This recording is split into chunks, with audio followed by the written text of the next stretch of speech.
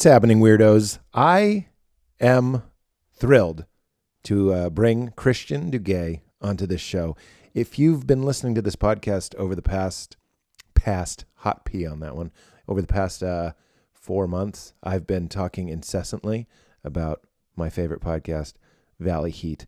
Not only is Valley Heat my favorite podcast, I think it's the best thing of 2025. I think it started in 2024, but it's so good. It's already won 2025. Every single person I've turned on to this podcast has written me a handwritten thank you note. That's an exaggeration, but it is. I'm kind of talking like Valley Heat. It's an exaggeration, but everyone, my brother-in-law, Derek, obviously Val, my friend Sam, everybody I send it to is like, thank you.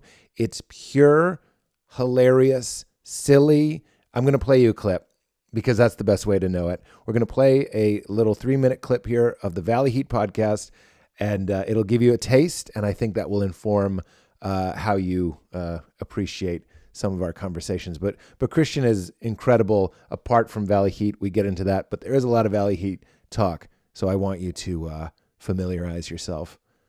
What am I, your professor? That's a Valley Heat style joke. Anyway, familiarize yourself with the show. So Katie, Joe, here's a little taste of Valley Heat.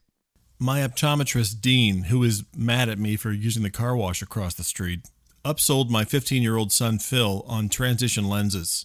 I don't know if you know what transition lenses are. They're those lenses that are supposed to get darker when you go outside in the sun, but they don't get real dark. They just get kind of dark, and you can still see the person's eyes behind them. And no matter what the person wearing them tries to do, they always look like they're trying to spy on you from the bushes. So yesterday, I walk in his bedroom, and he's wearing these transition lenses that make him look like he was fired from a library somewhere for licking books or something. You know, these things just make him look super suspicious. No one should put a 15-year-old kid in transition lenses. I mean, you talk about sealing someone's fate. Give a kid a chance before you turn him into a hitchhiker with mugshots all over the country. You know, it reminds me of when parents name their kids after some jazz trumpet player or something from the 50s or 60s. You hear them at a park, you know, calling to their kids, and the kid's name something like Gillespie or something. That kid doesn't deserve that. You named your kid Dizzy Gillespie, Paul Simon Garfunkel?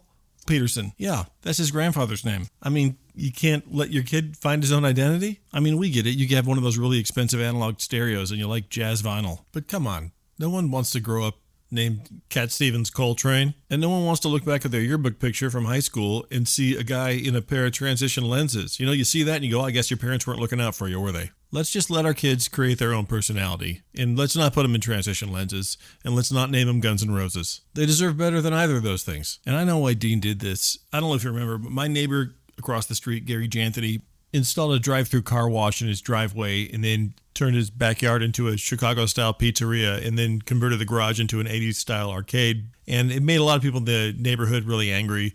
But Gary asked me to drive through the car wash to show everybody that it was okay to go through the car wash. So I did it, a one-time favor, but Dean was so mad at me. And then Nick, my other neighbor, ran into the car wash and was screaming at me. And he got burned with hot wax and sprained his shoulder on one of those brushes in those car washes. It like twisted his arm. So there's a bunch of people in the neighborhood who are mad at me for going through that car wash, and Dean is one of them. And I think my son had an appointment with him, and Dean thought this was an opportunity to get back at me and upsold him on these lenses. I walk into my son's room the other day, and he's sitting at his desk looking like a guy waiting to meet his parole officer in these glasses. So I recorded it. Let me just play it for you. Hey. Hey. Are those your new glasses? Yeah, are they still dark? They're a little dark. I don't really know what to do because they're weird. I would take them off, but I can't see without them, so I'm stuck in this state of either being blind or weird. Did you just come in from the outside? Are they still changing to clear, maybe? If anything needs to get darker, I go inside. You're fine. You're fine. Do not pretend that I am fine. Okay. I am not fine. I look weird. Okay, yeah, obviously not ideal. Of course they're not ideal. Ideal would be me looking like a normal person. I look like someone who's been following you. Okay, so you heard that. And he's not wrong. They look weird. And I feel bad for him. He won't go outside. His friends, he said, won't ride bikes with him. All right, we're back. We're getting into it. We're going into the pod with Christian Duguay, who I was literally starstruck to sit down with him because I'm such a huge fan. obviously. So listen to this podcast. Check out Valley Heat. Join his Patreon. He's not a very big pusher of the podcast, so I will happily push it for him. You have to listen to Good Morning Burbank, which is the Patreon version of Valley Heat. A lot of those episodes are, I'm going to say, even better than Valley Heat, and you can get it for like a couple bucks. So go on his Patreon as well, Valley Heat Podcast, and enjoy it, and write me a handwritten thank you note when you get into it. And speaking of get into it, go to PeteHolmes.com for all my tour dates. All of my tour dates. They're all on there. They're all on there. It's the PG-13 tour. It's a kind of dirty, very funny comedy tour, but not filthy. Not filthy. PG-13. Enjoy it. PeteHolmes.com. It's a new hour, so I will be going all over the place, even places I've been semi-recently. So I hope you can be there, PeteHolmes.com. All right, Valley Heat, check it out and enjoy this podcast. Get into it. And I put, this is new. This is Dadgrass. Have you ever had? No, what is that? It's got a little bit of weed in it. It's if you want. It's actually THC. It's funny that it's called dad grass because I think dads probably are the ones that get the most stoned. Like that. It's like, let's open up the market to dads. Yeah. The most You're gonna want stony that people. THC in it. It's actually interesting. There's like, it's hemp. And you know how like in Amsterdam you can buy mushrooms, but if they're truffles, like they passed a law that you can't sell mushrooms anymore. So then they like started selling truffles because truffles aren't technically, this is boring. It's like drug theory. It's not boring. You can't sell mushrooms in Amsterdam? They stopped that, but you can still buy psilocybin on a truffle. And there's something similar going on with hemp. Why can't you buy mushrooms? I don't know. Why? They were tired of the fucking Swedish tourists playing grab ass in the Van Gogh Museum. Oh, because everyone was high. But Yeah, you can buy edible, just food mushrooms. You just can't. Oh buy... yeah, I'm sorry, psychoactive Okay, mushrooms. yes, yes. Yeah. So they outlawed those. Similarly, What you a weird can't. thing to outlaw. With considering Amsterdam, I thought that It's their thing. Most things were legal there, right? Look, I've been listening. It's funny that I said watching. It's such an active. You're never going to meet a bigger Valley Heat fan. I'm going to say that. Thank you very much. I'm going to say it. That's People what I was do going say to. watching Valley Heat, and I'm always like, my neighbor was like, you sent it to me, but I don't see anything. And he was like a guy who definitely is not going to like this show, or he's not going to understand it. And I was like, okay, well, it's a podcast. You listen. And then finally I could tell, like, he walks his dog past me and I could tell he was kind of avoiding me. And I was like, this poor man had to listen to this show. Oh, do you think he did listen to it? He figured it out? Oh, he absolutely did. He was avoiding me. And then he was like, well, so much. So do you do any other podcasts? That's what he said. That was his review. And I was like, no, it's the one. I'm dead inside. Well, Yeah. can I say though? He's like an older guy. There's a great. I stand by Bill Cosby in every way. I'm just kidding, but there's a great Bill Cosby quote. What a monster! But he said the key. I don't know the key to success, but the key to failure is trying to please everybody. Let's pray that he didn't say that. Maybe it was Stephen Hawking, which I don't know who could have said it that would be okay with it. You really could just invent anyone who said it. That's true. Keanu Reeves. Keanu Reeves said that. I mean, he said this, and he said it to me. I saw a quote attributed to Snoop Dogg on Facebook. I knew it wasn't him, but I wrote it on my bathroom mirror. It meant so much, and I still think it was Snoop Dogg. And it's, don't get upset hearing something you already knew. And I think of that constantly. Like you call your parents and they're annoying you in this way. That was like the first thing I learned in therapy. Is that right? I mean, I can't believe. Yeah, that they were. And they're like, yeah. He goes, yeah, you can. And I was like, oh, I can. I can believe it. You're right. I am obsessed with that human beings would rather, I think neutral is a very unpleasant sensation for us. So would rather be chiding and raging and being upset and knowing that you exist. Not to get too deep right away, but like, you're real. You fucking have shit going on. Then just be like, oh, my dad's exactly how he's been my whole life. Yes. But that's a scary place. Changed. Where you start to vanish in that position. Yes. It's a very like kind of Buddhist, like, which I swear to fucking God, dude, you're not going to get a lot of this, maybe. Okay, go ahead. But I think Doug Duguay, there's something about him and the way that he engages with life that I think is a little groovy. I won't say it's. I feel like the show really came out of therapy. Is that right? I wasn't like, oh, I came up with it in therapy. Yeah. But I have a really great therapist, and I've had him for probably 12 or 13 years. And he's having an 5 or affair 6 with your years neighbor. in. What's that? He's having an affair with your neighbor. Yes, exactly. There's going to be a lot. Well, when I first of went Valley Heat in, references in this episode. Well, it was funny because when I went in, like when I first met him, he had like sandals on and hit a dog with like a handkerchief around his neck, and I was like, I can just talk to one of my neighbors for free. But he was. You want a little circumstance. He was just like, so, he's in shorts, and you're like, this is okay. I don't even like my UPS drivers in shorts. I want a little formality out there. I do. Want a long pant. Yes. You're out there with my packages. Yes. Are your balls on my packages? Yeah, exactly. You don't want him to show up in like those really short jogging shorts. Like, Chris? this is something he's doing on the way. Were you just out? You were just out on thanks for doing this on your way to the park. I don't wear shorts. I only said this on stage once and I got a laugh, and I was just like, sometimes you do a bit and you're like, that's an unrepeatable. I'm not even going to try. And I know. I can't wear shorts. Yeah. I want my daughter to respect me. That's what I said. But it just came out in this way. Like, I can't expect my daughter to listen to me if I'm wearing half my pants. Right. It's true. And it's funny because I had a thing where I, for a long time, did not understand how short shorts were supposed to be. How short they were supposed to be. There was a transition in, I think, the mid-'90s where shorts started getting longer. Yeah. But I had just been in the forest the whole time, and so I just came bounding out. I worked for this. Were you really? No, I. You were in the forest. I lived in Maine from 14 on. And I worked for a rafting expedition company, and I did videography. That's where I kind of learned how to edit, was putting those videos together. And I when I left to come to LA. Sorry, we have to step out the fun that you learned to edit in the woods of Maine. Yes, it's really the best school. The best if you go into the wilderness, the trees will tell you where to cut. A waterfall knows a transition. If there's a waterfall transition, the first dissolve. You're right.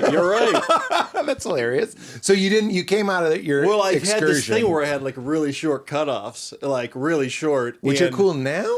What's that? Are they cool now? I think they might be back. I mean, not for on us. me. Not for I mean, us. I don't think they were ever cool on me because I feel like I came bounding out of the woods in those shorts, and I think I was with my family at Magic Mountain at one point, and some girl's food just fell out of her mouth laughing. I was like, my something's got to change. Well, this is the 90s when the short would end almost below the knee, like corn, it's the really band Corn. Pants that are too short is what they look like. They're capri pants. Yeah, or when they come down to here. Yeah, you're wearing a capri. Yeah. You're wearing a boat pant. Yeah. You don't want to get the cuff of your... I'm talking Valley Heat, by the way. What's My wife has pointed out that since becoming a rabid fan of Valley Heat, I can't stop. First of all, I can't do it. So with full respect. Oh, thanks. I can't do it. In fact, I think that's the only true compliment is if I try to do what you're doing on that show, I sound like a guy who's doing a bit.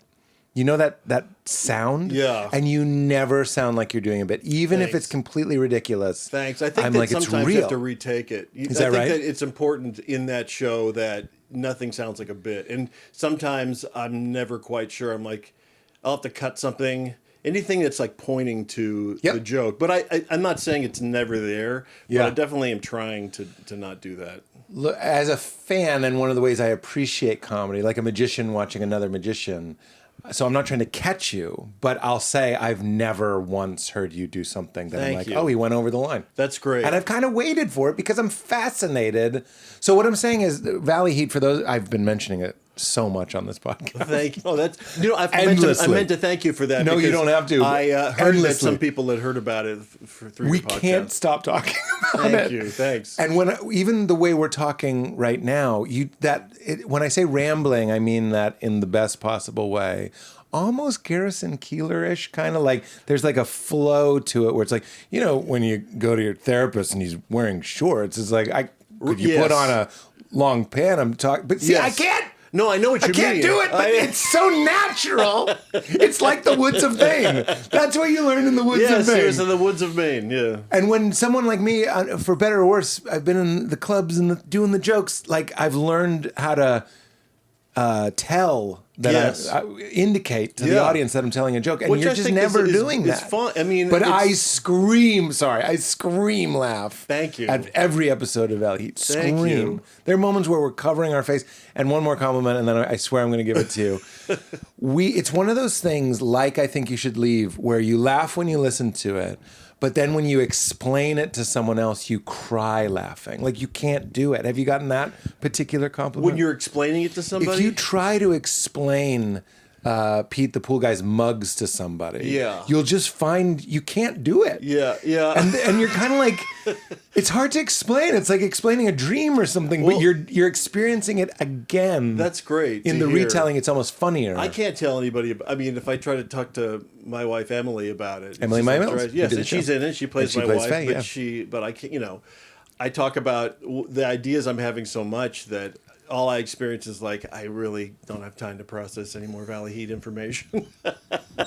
I will say I've worried about. Let's not forget to talk about Doug's grooviness, because that's what we were on. Okay. But I have worried. There's so much in an episode of Valley Heat, it almost borders on insanity. Like I worry. Not really, but I Yeah. go like, poor Christian. I mean, like There have been it's- late nights, some very late nights, but sometimes those late nights are good, and you get you get good mistakes. I think a lot of it is recognizing good mistakes. Yeah. Like there's certain things where I don't think I would have thought of that. Like, because you were down to the wire. well, no, Or I it was wish I was. later. I mean, I could use some down to the wire. People You are need some really. wires. I don't make them on a schedule, which really is infuriating to some I people. wonder because that's on the show. You often say like people are mad that Because I people haven't. do. Put one They'll be like, one guy was like, "What am I paying you for? For the Patreon or the Max Fun on Max Fun Network? What am I paying you for?" He goes, "I love the show, but you can count me out." And I was like, "Count it out. that. I've been fired." Well, first of all, what am I paying you for? The episode I was listening to, you're one of the rare guests where I'm not listening to you for research. I would have been listening to Valley Heat if it was a different guest. That's just what I listen to when I'm driving. But here I am. I'm like, oh, look, I'm doing my diligence. Yeah, yeah. And it says like, you made the joke where someone says to you, you have no idea what you're into, or you're in way over your head. It really is my favorite thing in a movie when they go, "You have no idea what you're up against," and they will always say it, and they always have, and it's clearly the writer is like, they're up against something, right? There's motivation here, something's going to happen, but you're like, guys, we should have an idea of what he's up against. We've been But here here are the for like characters. 60 minutes, and Yeah. we have no idea what you're up against. Yeah. It's like, keep it vague. we saw the poster. You're we know in what way. this is about. And then that was the other part is that the resisting the call, which is a mythic trope. Which is, I think that it is a thing that But we're over it. happens. No, I think it happens, but No, I it's- think it is that it true. is done well. We don't go. It's not just like you got to go down there and avenge your son. He's like, I don't do that anymore. You're like, well, we have seen the commercial. We know that you do it. Obviously, that's why we bought a ticket. Yeah, and you reference the Kate Winslet show. What was that called? It had a weird name. Two old men trying to Winslet. remember. It was The detective show. You watched it. It's Oh it's yeah, one you referenced. I loved it. What was it called? It was like called- her it name. was her like name. It was Fur called- Elise or something. What is Mayor. it? Mayor of Easttown. Yeah, Mayor. I loved that. But Mayor there of was Easttown. something. What was it? There was a thing. She has to turn in her badge. Oh yeah, And in the middle of she's it, like, you can't work on made this. me so angry. It was like, okay, this is cheating. You're just is. cheating in an is. episode so that she has to go wander around the house and not know what to do with herself. And I'm not kidding. I wonder if this is why you put these two rants together on the show. It's like the bridge of a song. The Kate Winslet turning in her badge is the bridge in the season of a show. You're right. It's the treading water. yes. It's edging. Yeah, it's what saying if, like, you what want if the Kate? song wasn't good for a Yeah, second? what if the song No, wasn't but good? it is good, remember? What if the song? Yeah. But Yeah. you know what I thought of was in Welcome to Paradise, the Green Day song. I don't know if you know Green Day. There's a long breakdown where they're really like just not giving it to you. Really? It's the bass line. Do do do do do do do do do do do do, and then the like it's like and Yeah. it kind of solos, but not really. Yeah. And it's just so you can go, "Dear Mother Can," and everyone gets really excited. Oh, that's cool. So there's like this build-up. It's a build-up. of It's not really a- anticipation. Okay. And that's yeah. what Kate Winslet handing her. Okay, It's yes. the bridge of a show. And those two rants are next to each other. I'm the guy at Yale that reads too much into it. Like I'm like, there's a reason No. those She two turned her rants are badge together. in for structural perfection is why she turned her badge in. We need the bridge in this series. Okay, let's slow down because I'm really excited and I'm going to Valley Heat, and I gave myself the note. I was like, let's ease into it. Let's talk about you. I don't mind talking about it. I mean, No, I want for the audience. I mean, I appreciate that, but if it's let's not. I mean, I bore Emily and my kids talking about ideas, and Really? if you walk into the garage, I'm like, listen to this song. They're like, just in So ear do you prison. do the music? That is a question I have for you. Yeah. You're Randy. Yeah. I knew, is Nick Thune playing Randy? No, Is that Nick Drennan Thune? Davis. Oh, okay. I knew whoever was playing Randy. See, I'm a super nerd fan. I'm like, I don't think that's the guy singing, but I thought it was you because you went to Berkeley I did. in Boston. I'm from Boston. Yeah. I wanted to go to Berkeley. Yeah. For Music production. Wait. Yes. Before I realized what I liked about using a 4-track was playing the songs. You know what I'm saying? Okay. Like I hadn't yet greenlit my own ambition that Okay. I wanted to play songs and I wanted to be the voice and the artist. So I was too shy. So I was like, I'll I turn the see. knobs. And then you're like, I want to make this music. I'll make it for other people. Like I had Mm-hmm. no interest in that, but it took me another couple years in high school to like greenlight. No, I want to be on the stage. When you, what kind of recording was there when you were in high school? Like, did you? What was I using? Yeah. It was a Tascam little remember 4. that. Yeah, I loved had it. to rent it for $25 from the music store. Oh my God. And I never made anything that I really. You always were like, well, I just play guitar. So it's like 4 guitars layered on top of it. But it's like, but I have it. I have 4 tracks. I couldn't. And Type 2 cassettes. Yeah. You had to get Type 2. Oh, I forgot about this. There are so different type 2 types. means they have maybe more Track. space. Or Yeah, I don't know. better coding or something. You couldn't 4-track on a Type 1. And then if you really loved it, you'd go in with a screwdriver and break the tab off of it, which would make it so you can't record over it. Do you remember that? Yes, I do remember Isn't that a trip? Because I just found a cassette that had me. I used to. One of my favorite albums when I was a kid was The Story of Star Wars. Remember that? No. The Story of Star Wars was just the movie. This is before VHS. It was just the movie on a record.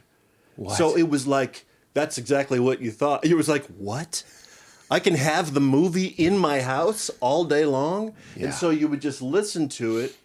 And it started with Alec Guinness goes, a long time ago in a galaxy far, He far reads it. away. Okay. And then the rest of it is just the movie. And it was like magic. And I used to read the back of that album, and I used to like try to do stories on tape. And I Yeah. found one. Yeah. And my dad died a couple years ago, but he left all these cassettes, and I found one that said Chris on it, and it was written like, I didn't even know there was an H in my name yet, I guess. And I was like, oh, I got to hear this.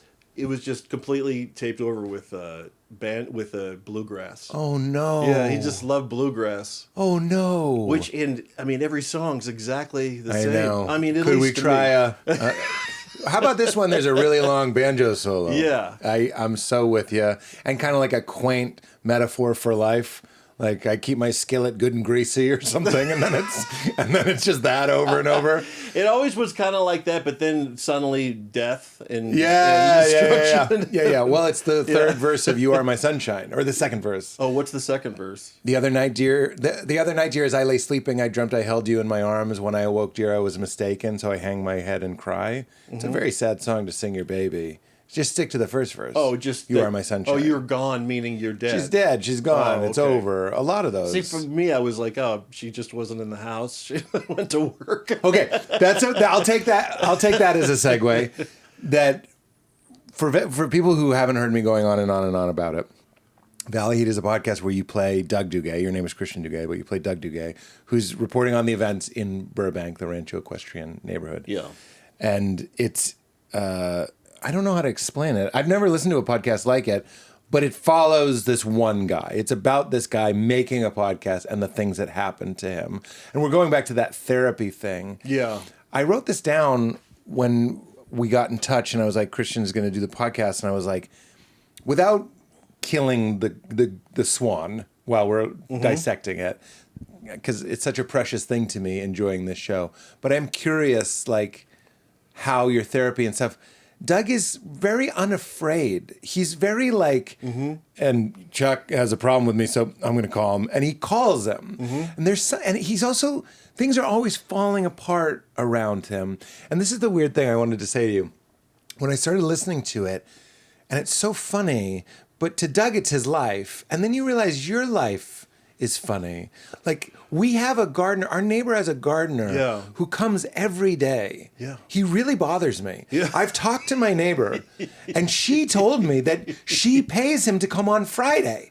So this guy... But he still comes every day. He comes every day. And he smokes cigarettes so you can smell them. Oh, and he's got a cell phone tucked into his hat.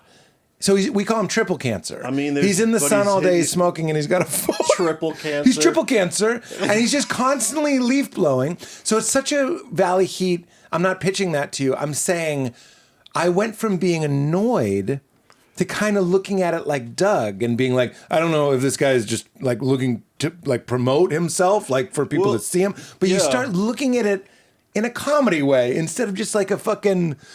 It's like the difference between, my life and like, this is my life. Funny. Yeah. It's funny. Yeah. Your life is funny. Yes. My dog jumps on me. That's funny. Yeah. Like, so hearing Doug's kind of zen, almost like fringing on a Big Lebowski, things happen to him. He's always in the wrong place at the wrong time, but he goes with it and he's very unafraid. I just would love to hear your thoughts on the character. Well, he wasn't like that when I first thought of it. I was doing these Instagram stories as a joke because there was really a Jaguar parked outside on the curb forever. And at first it drove me crazy. And then it was just funny. And I started doing this bit where I was filming it to see because if it doesn't move, you can have it towed, which I wouldn't do. Yeah. And then, I mean, I didn't care that putting much, chalk but it on the wheel? annoyed me a little bit, you know? Yeah. And I just started using things like that in the Instagram, and I was acting as though I was bothered by it. Yeah. And my neighbor, I realized it was Airbnb-ing his home across the street, and they seem very self-conscious about it. It doesn't bother me at all. But I thought it was funny if it did bother me, and I started posting about it. And then people said, hey, you should do like a short film or something. And I did, and Emily directed it, and it looked amazing. But I didn't like it because it was him.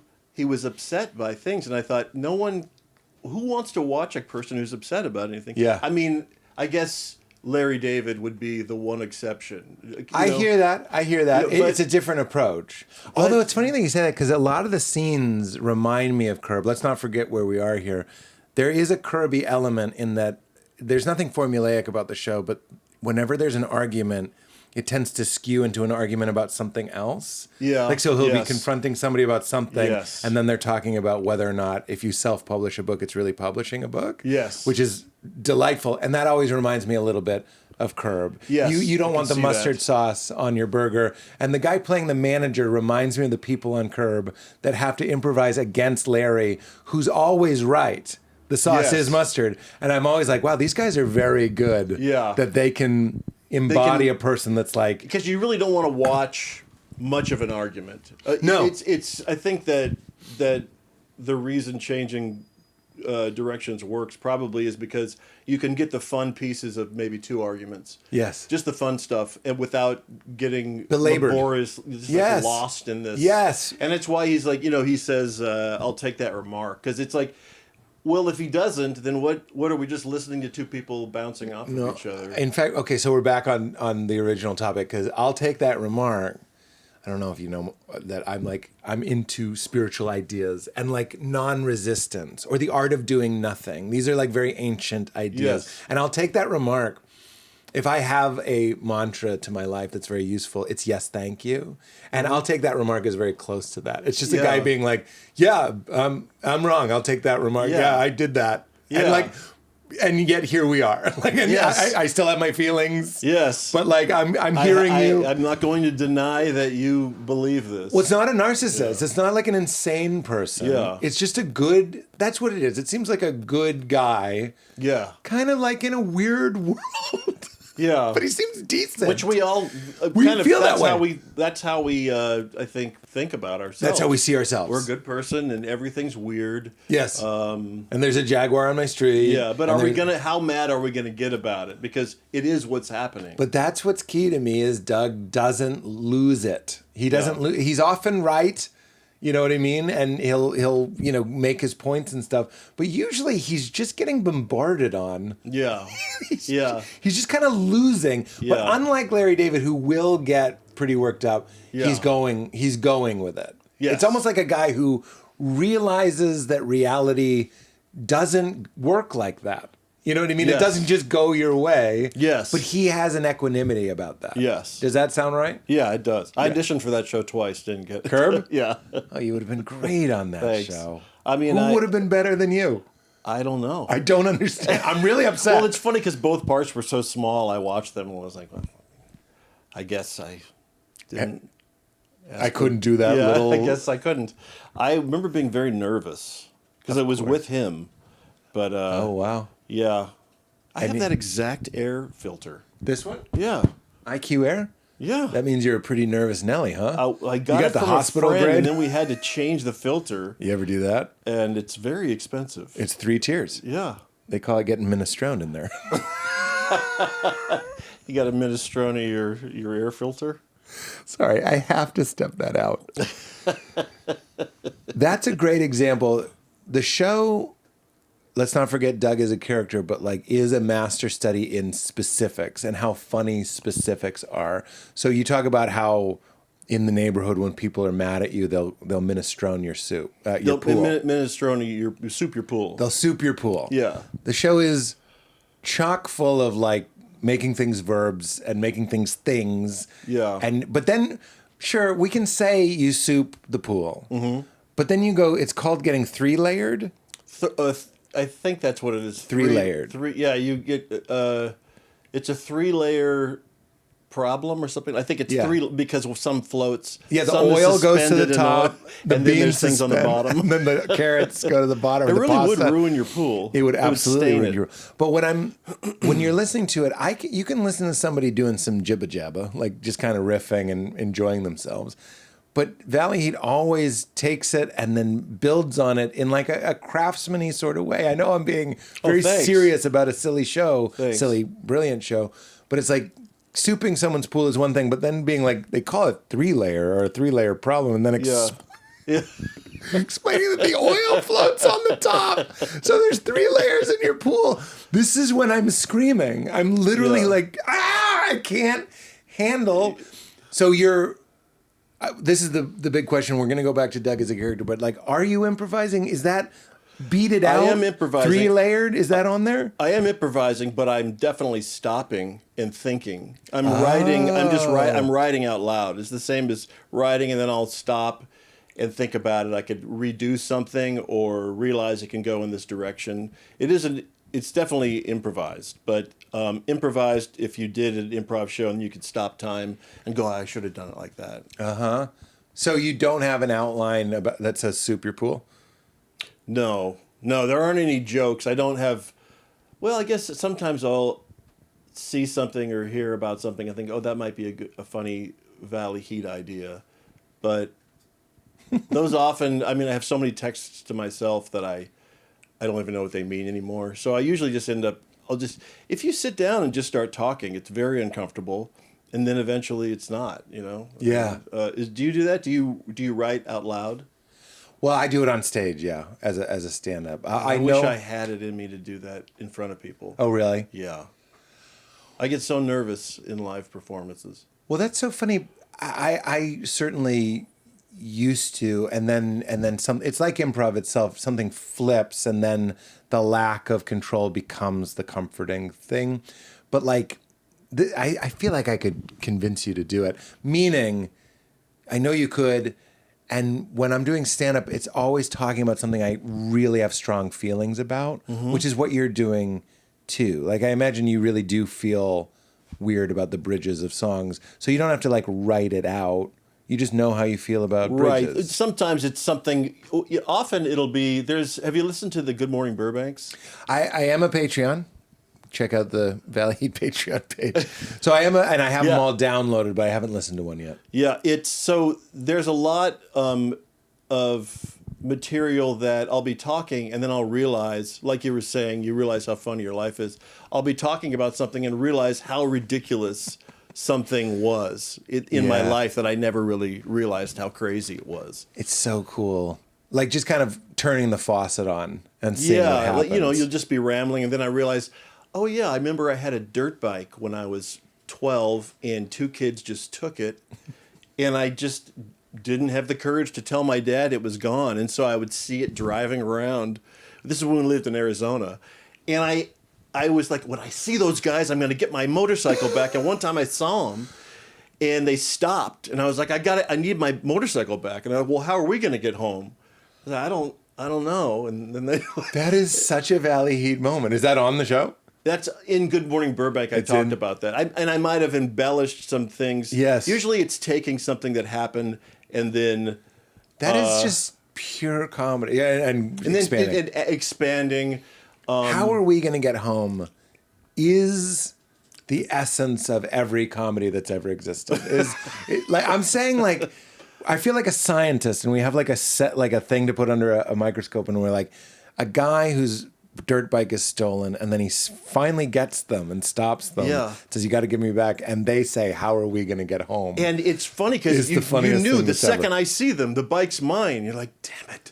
And they got me immediately. Right. They figured it out. Because you need to be, this is what tough guys have, which is like, not my problem. Yeah. Not my problem. And you're like, yeah, you're right. It's not my problem. It's fucking not your problem. walk. It's my problem. But we're like, I suppose, like, people who are trying to be good are very funny. Like, we're back to Valley Heat philosophy. It's like, if you just go, not my problem, the scene's over. But if you're like, I could give you a ride. And then, of course, they live really far away, or they both live in two different. Trying to drive 2 people on a dirt bike, and then you get pulled over, or whatever it is. Yeah, exactly. Yeah. That's over the maximum, and they explain they stole it. That's a good point. Maybe because the things that people are doing on the show might not be as funny if there wasn't somebody who was trying to be understanding about it. I think that's what Doug is doing. He's trying his best. Yeah. That's what I realized when making the short film was this I should just not be upset. I should be accepting these things and having the madness and the conflict around me. Yes.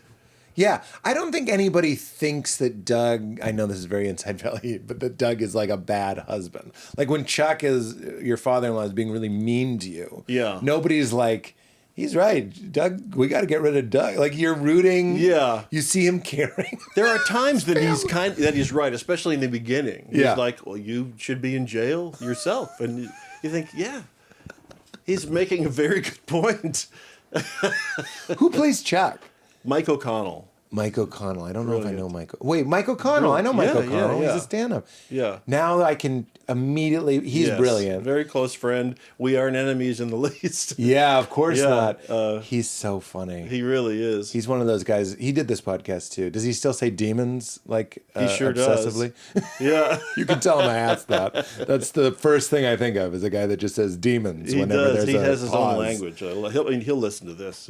Well, he was a delight on this show, and I told him when he was on it, me and Kumail and all these Chicago guys saw him perform, and he put on his onesie. We'd never seen a guy like this. He's wearing like a Ziggy Stardust onesie, and he went up and, he's also a remarkable musician, as are you. Yes. And that makes it funnier. You know what I mean? It's funnier that the music is good. Yes. I agree with that. And I usually don't like musical comedy. Me neither. At all. I think you have to be doing music in earnest. Yes. And, the idea of the music, I think, can be funny. Yeah. The idea of a big rock anthem about Frisbee golf. Yes. The idea is funny, but I don't think you should be putting funny lines. I agree. In fact, the more earnest that it gets, and the more it seems like you like yacht rock. Am I correct in that? I do. Will you take that remark? Yes, I'll take that remark. I do. I love R&B from that era and that whole genre of music. I just watched that documentary recently where Donald Fagen finished it yet. Oh, you haven't. Okay, so no, I won't. I go don't ahead. wanna You ruin can. anything. You may. Well, he takes a phone call and then tells them to fuck off. Over what? He's like, and what genre are we talking about? He goes, yacht rock, and he goes, why don't you go fuck yourself? Oh, because he won't And hangs accept up on that him. remark. Yeah, he won't. He doesn't accept that remark. You know, if someone makes fun of you, it's your job to make fun of you back to them. It really is. That's hilarious.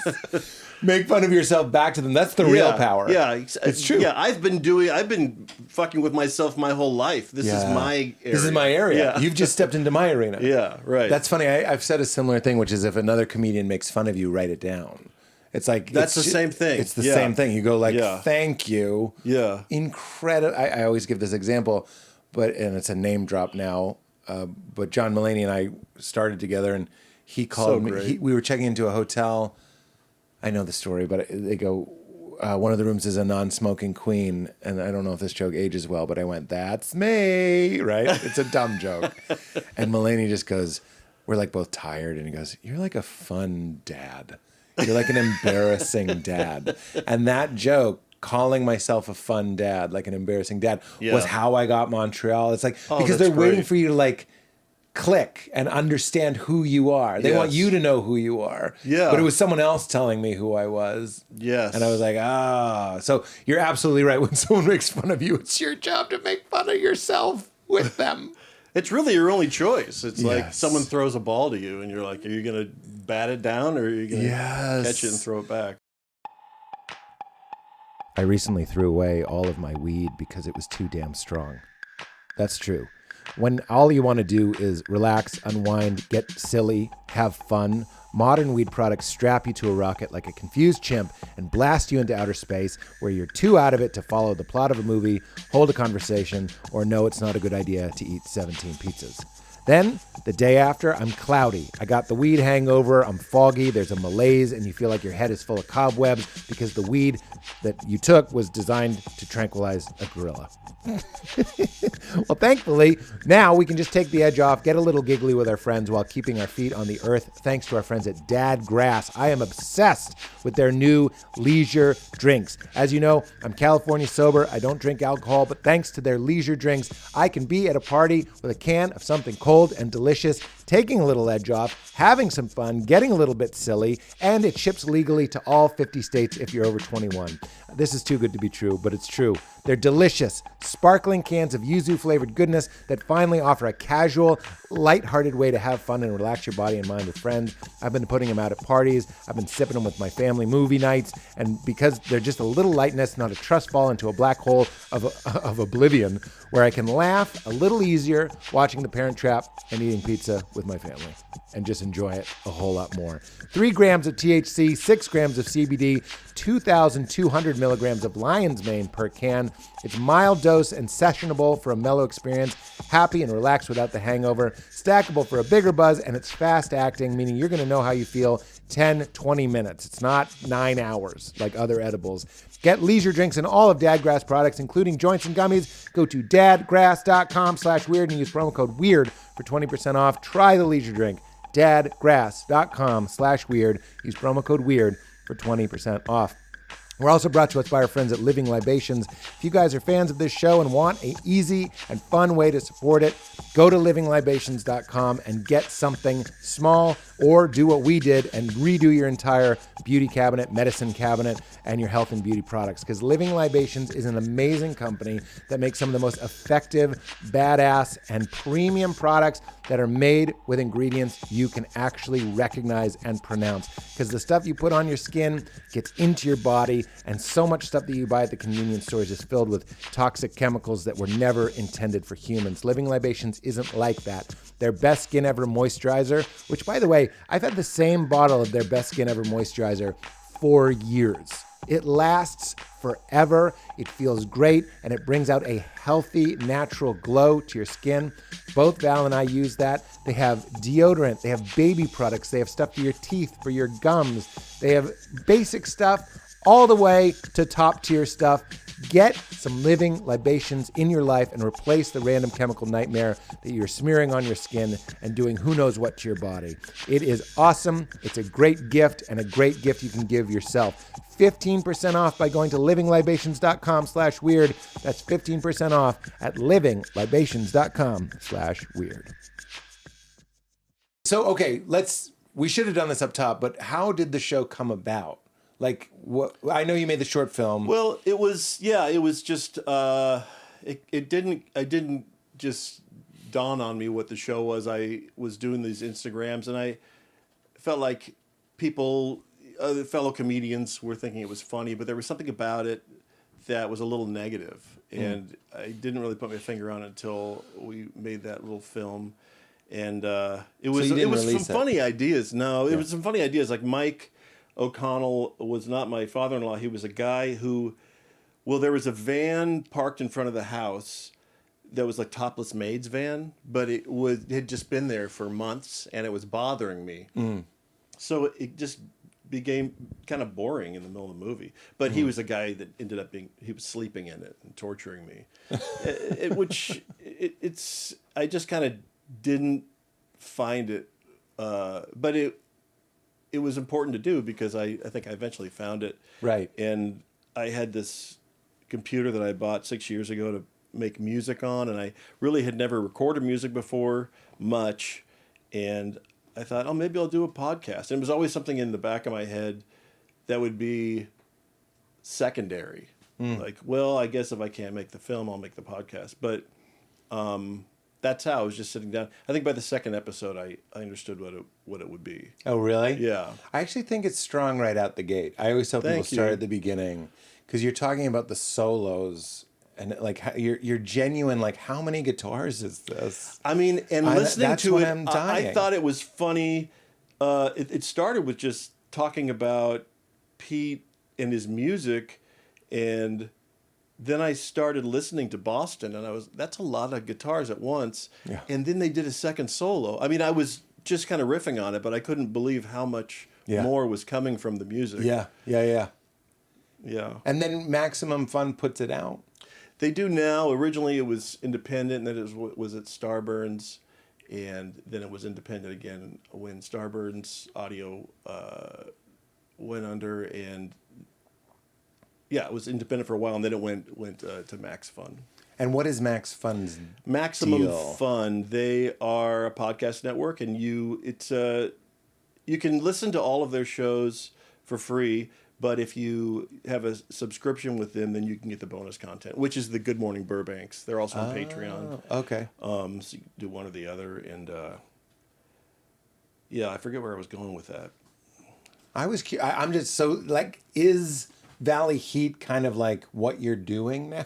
Like, that's a weird question. Yeah, that's what people go like. So what else are you doing? No, I'm not. No, I'm just in the garage all day long. I want to know. I signed up for the Patreon max tier. I think you should have a higher tier. If there was a $25 maybe tier, I should. I would have. Maybe I should, because it's the only money I make right now is on Patreon. Well, this is what I'm wondering. I'm like, okay, you have like 1,100 subscribers. It just tells you, by the way. And I'm like, I hope they're all 10, because this show deserves. Oh my God, I wish. I wish they were. Most of them are the lower tier, and I think I should maybe, I don't know, retire it. I always felt like, well, what do you pay for Netflix? That's the wrong way to look at it. Really? I think. Is it? It's funny that you say this, because like I will bend over backwards to save $200 at a hotel. Like, I'll pick a cheaper hotel. Yeah. I'll save $200, but I'll easily give a very good masseuse $200. Mm-hmm. It's a different $200. You're right. And Valley Heat is a different $20 than your fucking monthly Starbucks or whatever. Maybe I could just add one in case someone wants to give more money. Because one of the things I've struggled with is just making it fast, and some of them take months. And like the last one came out like 4 or 5 months ago, I think. So they take a long time doing the Good Morning Burbank mini episodes, which were supposed to be short, and now I take too much time with them. So I struggle. Like I said, I need a deadline. I'll be like, oh, you're not going to get stuck on a song for another 2 weeks. And then I'm immediately stuck on a song, which I have been for the last 2 weeks. Champagne Cowboy is one of the best songs. I die And you'd think, listening to the show, you'd get the formula. You'd be like, oh, and there's going to be like a really over-the-top song. It doesn't matter. You're not ready. And it's the earnestness. Okay. Have you thought about making it into something else? Are people sniffing around? Yeah, I mean, could you picture it as something else? Well, it was picked up by Sony and a company called Counterbalance who do Cobra Kai, and picked up. No, Very Valley. What's the word? They only do Valley things. Option. Yeah. Oh, they only do karate, karate centric Valley. If these shows. guys were playing foosball. Yeah. What if it wasn't karate? Everyone knew, but foosball. So Sony is optioning it. Well, they did, and this was a while ago, and it was before the strike. It was optioned, and then as a lot of things go. People change, people who were in charge of things change, and but it's the truest thing Seinfeld ever did when they're pitching Jerry and the they executive gets fired and then the show goes away. Like the number of times that's happened to me recently, where someone's like on fire for something, they get fired, and the new guy just wants his own stuff. It's almost like there should be a contract that says if they fire you, can I still have this? Yeah. Or am I also fired? Is it contingent on your mood? Yeah. Or is this a good show? You just like me? Yeah. But it is. It's dating and it's hunting. They want to bring the elk into the thing and they want to be like, I brought it in when it's a big hit. Yes. So then they go like, well, I can't even get that, so fuck off. Yeah. They'd rather cut it loose than when Succession wins 1 million Emmys be like, well, it was really Steve before he was fired. He found it. Like, who cares? You have 9 Emmys. Shut up. It's so dumb. Yeah. We AI executives, I'm in favor. I'm just kidding. Executives. It's coming. That would be the funny. AI network. What would it be programmed to do? What I worry is that it would only look at numbers and stuff. Because like Valley Heat is brilliant, but it's not the Joe Rogan experience. Because I can't. Well, if I wish I could make it faster, I think that if I made it regularly, it would be bigger, but it also wouldn't be. Wouldn't be what it is. It wouldn't be as good, and once you make something, it's out there forever. So I think you should. If it ever got to a point where I could hire anyone to help. Yeah. There are a couple people who volunteer sometimes, but they also have jobs. So you could get a staff. I would happily email you. Well, you know what's pitches. funny is I think that people want to help. Free. That people do. They really want to help. But what I know now is I just know, you want to help. But you have a whole life. You think they won't? Well, you I've are seen wrong. it happen. I have your in, phone number now. He I'm came going to send my you house. He was like, "I'm memos. going to help. I'm going to," and then he just disappeared. It was like, "Of course you did. You got your own all life. lit up, and then you realize that what Valley Heat actually is long days in a garage by yourself. Yeah, with Emily going, "Can you get out of there?" Yeah. It's like I love Game of Thrones, but I was like, I'll do anything to work with you for free. It's funny that we talked about Curb, because when I briefly worked with one of the directors from Curb, and I would email him, because when you have a Curb idea, you're like, it has its own ring. Yeah. And I was like, that's a Curb Your Enthusiasm thing, and I would email it to him. I feel the same way about Valley Heat. Great. It's the highest. Well, always send something if you ever want to. Well, now that we're in touch, I will. Yeah. I'll send it to you, and you never have to. You don't even have to reply. It's just like you can be like, yeah, okay. Look. I wrote down some things that are ripped from my brain that I heard on the show. This might be fun for people who haven't heard the show. But when you talked about bumper stickers, do you remember talking about bumper stickers? I can prime you more than that. Tell me a little bit. I do vaguely, because I've always thought bumper stickers were pretty funny. They are. And so are mugs, by the way. Same genre. Really, I didn't really realize until I was talking about the mugs that rude mugs are, sometimes it's just something you start talking about. What could he be doing that is so Chips annoying? Ahoy Cookie Boy? Chips Ahoy. I also think you could be merching a lot more. Oh, You could be selling This Is You mugs. I do. You I do? sell them on Threadless. Oh, okay. Yeah. Is Chips Ahoy Cookie Boy available? What's that? I get the feeling Chips Ahoy Cookie Boy. Chips Ahoy. I don't think I can, but I meant to bring you that shirt and I forgot it, but I'll get it to you. But I need to expand. But you can get Pete's Worst This Is You mug. It's just a grave with arrow. It says This Is You. I'm R.I.P. you. When you talked about bumper stickers on the show, you pulled a thought straight from my brain, which is how I feel about tattoos. And there's no mood I'm in every day. You know what I'm saying? That's funny. And that's basically what you say. You go like, what do you want to say every day? Right, and especially the political ones. You must come out to, if you have a flag on your truck, you ever just leave the store and go, God, I'm still doing this? Yes. All day screaming this? Yes. Every day? And we can't not read them. Bumper stickers are the most compelling things. There could be an accident and a car with a bumper sticker. Or the ones that are mad at you about where my kid goes to school, but I don't have a kid goes to school. Did I talk about that? That's the one that's your example. You go, I don't care where your kid goes to school. I didn't tell you where my kid goes to school. Or Calvin peeing on something. Yes. Which I just watched a really interesting YouTube about how Bill Watterson never... There was something about like, if Bill Watterson had sold the rights to Calvin, he would have had enough money to sue the people that were making Calvin peeing. But he was so anti-selling his becoming a commodity instead of an artist. Like IP? He wouldn't sell it. He would not sell that, so they had the right to make him praying and because peeing. he could, praying. That's Calvin. funny that he's praying and peeing. That's us. Don't you see? That's us. That's the nation. We're either like this or we're pissing on the Chevy logo, and there's no subtlety. There's nothing praying in between. And peeing. It really sounds like a 90s, praying and peeing. 90s comedy. Like a feel-good comedy with Julia Roberts. Praying and peeing. Eat, pray, eat, pee, love. Eat, pray, love, yeah. That's why I was thinking of pray, it. love. Yeah. Pee, pray, But love. you pulled that out of my... You also said that Dragon's Lair is the worst 80s video game. But you didn't go into it. Oh, well, it's extensive on Good Morning Burbank. Yeah. Really? Because it came from... Some of the ideas in Good Morning Burbank appear in Valley Heat. It's sort of a truncated version of it, but it just... I couldn't agree more, by the way. I was infuriated because it seemed like they've done it. Yeah, it's a cartoon made video it game. amazing. And then instantly, 50 cents gone immediately. And you play for 30 seconds. You really do. And you have to know to hit left on a frame. But it's not like as fast as you can think. It's slower than you think. And so you're like, okay, I'll go this way. And then it cuts to black and it loads the footage. Yeah, it's like, hold on, just a second. And then it shows you dying. We're showing your 50 cents.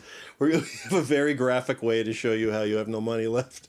They're always falling through the floor. It's all they do. I think that's the only thing that happens. There was one where I remember he got hit in the head and he's like, bang! But you just it's the lose. style of the cartoon that drives me nuts. The way he walks. Yes. It's like, why are you It's so almost like goofy? the Keep on Truckin' guys. It's like kind of got like a... It is. Like there's something 70s and trippy about him. Yeah. And he sucks. I play video games to feel like a winner. Like if I want to know that I'm going to die. You're and a real loser. Guy. Yeah. Dragon's Lair. Immediately.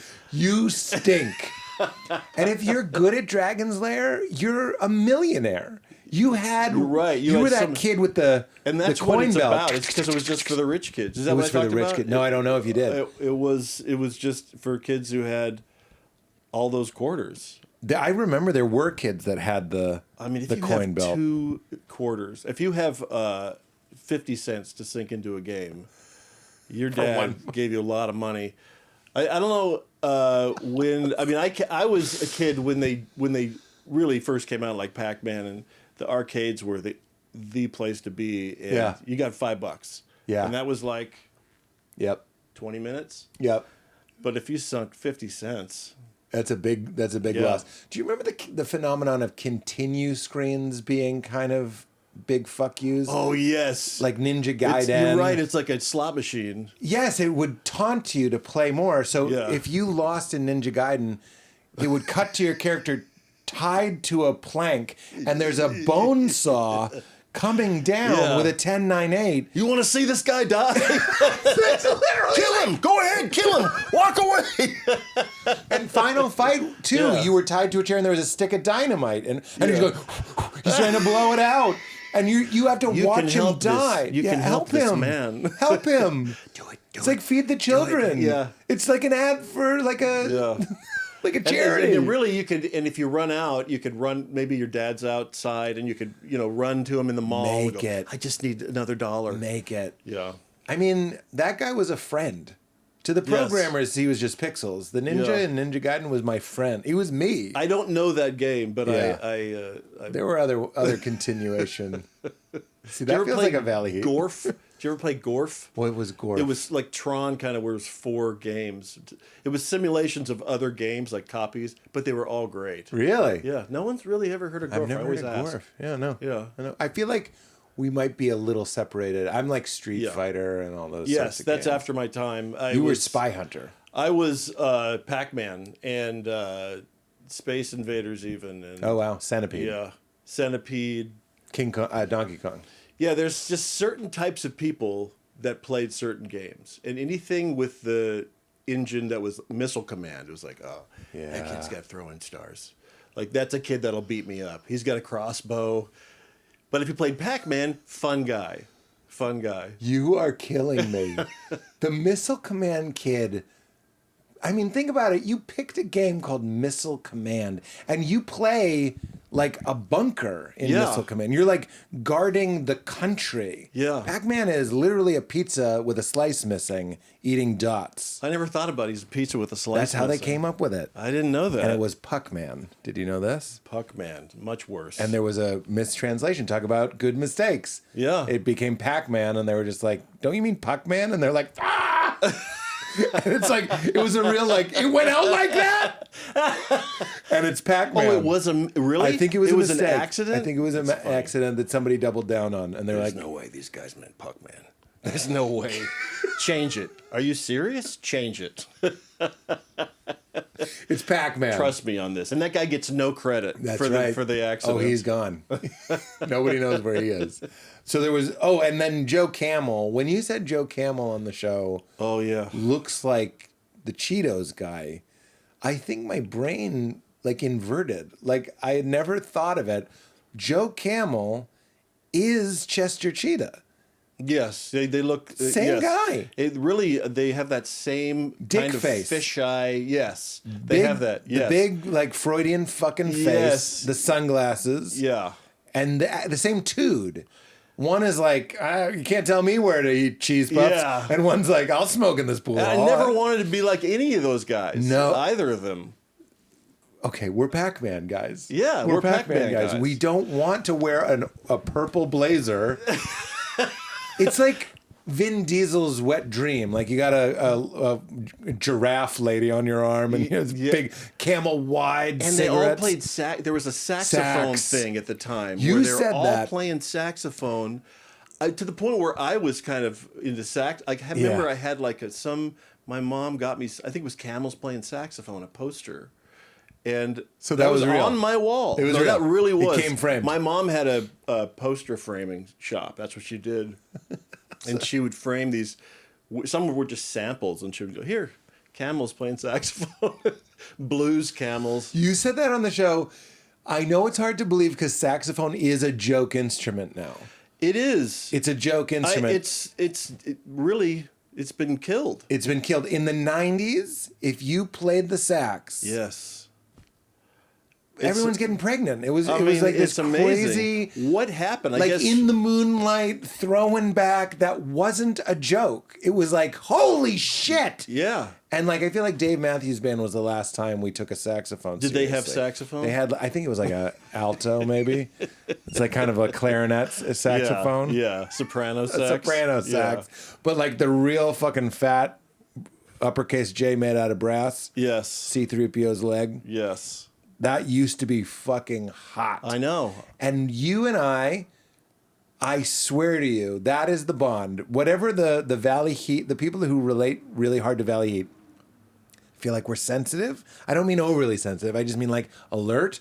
And that means we didn't relate to Joe Camel. If you were like, that's me and that's what I want to be, You're not listening to Valley Heat. I you're don't not think. listening to Yeah, Valley you're Heat not. and you're not listening to my comedy either. Yeah, If yeah. you're like, I just want to wear like a laceless leather shoe and a tailored slack and a purple blazer with a chain and like a V-neck white t-shirt and I want to smoke Camel Wides in a pool Yeah. hall and I want to bang a jukebox and it starts playing. Like even you're pointing out of Jesse's Girl, these songs are funny. It's like funny. That song is so funny to me because it's everybody is so happy when that song comes on. Yeah. Including me. and then it changes, and you're like, "Hey, we got to get this song." It becomes a different song. No, it doesn't change. It's just. You there's lose your stomach so for great it? about the anticipation. I guess a lot of songs in the 80s have that, where they just feel great for 30 seconds. The TV shows too, like just the theme songs. I agree. You didn't have to watch the show. The theme songs were so good, but like Welcome Back, Kotter was not a good show. No. But the theme song was And somebody amazing. just pointed out Family Matters, Full House, and Step by Step were all the same guy. Some multi-gajillionaire That's wrote kind of three after my slappers. time. So what was Family? What was it? What Family Matters? I don't know which one this is. I think this is Family Matters.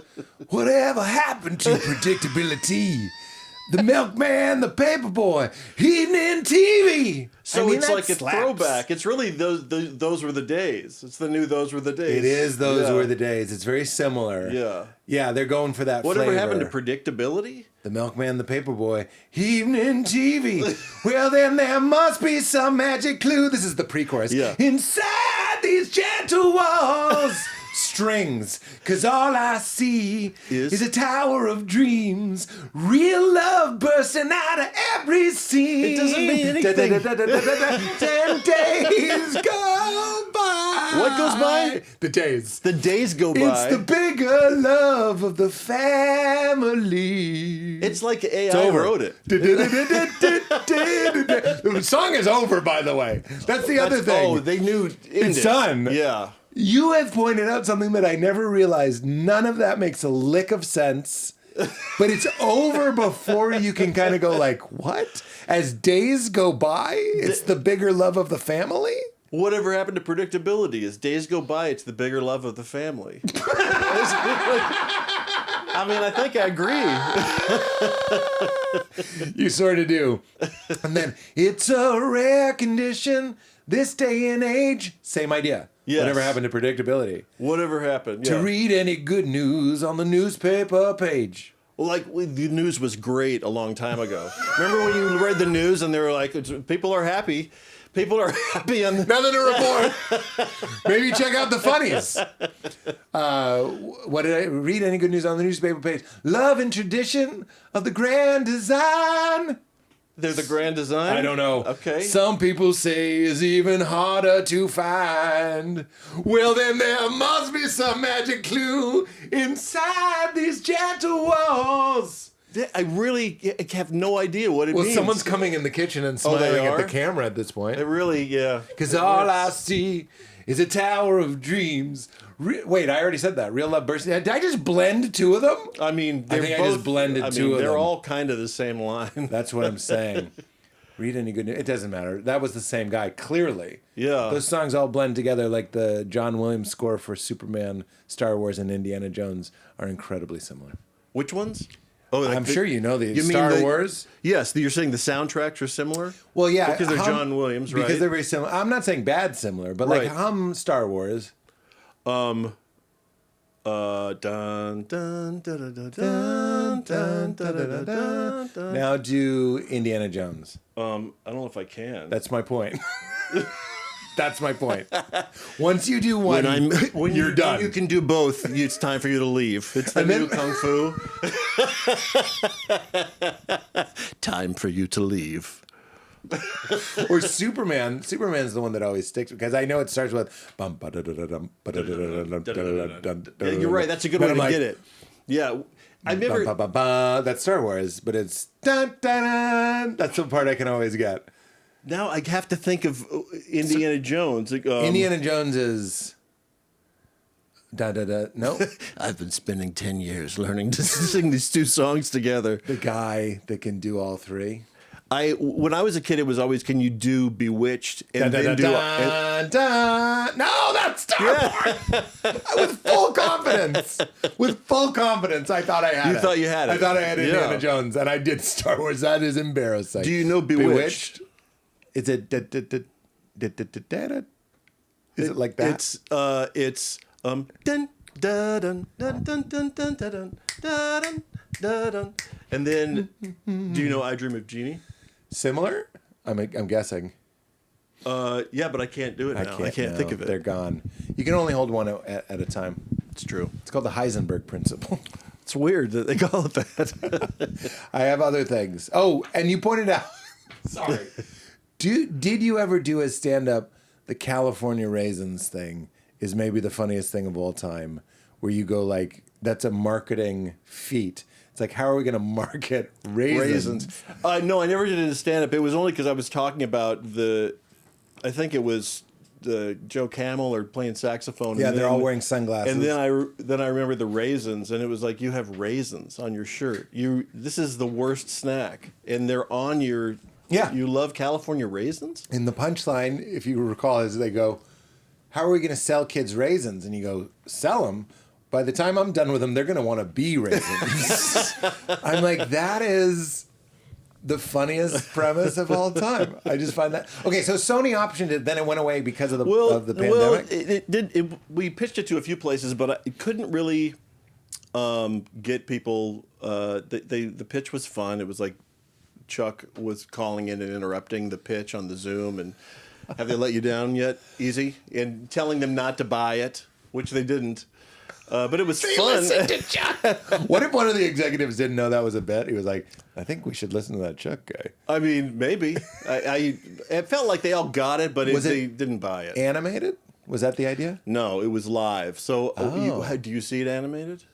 I would see it animated. You would. I've given this a lot of thought, actually. Me too, and I've some people agree and some people don't. But some people think it should be live action. That's what we put all our time into. I'm gonna hard disagree with that. Really? I'm gonna prove my point in 3 words. Are you ready? Yes. Elevated bike path. Yes. Get the fuck out of here.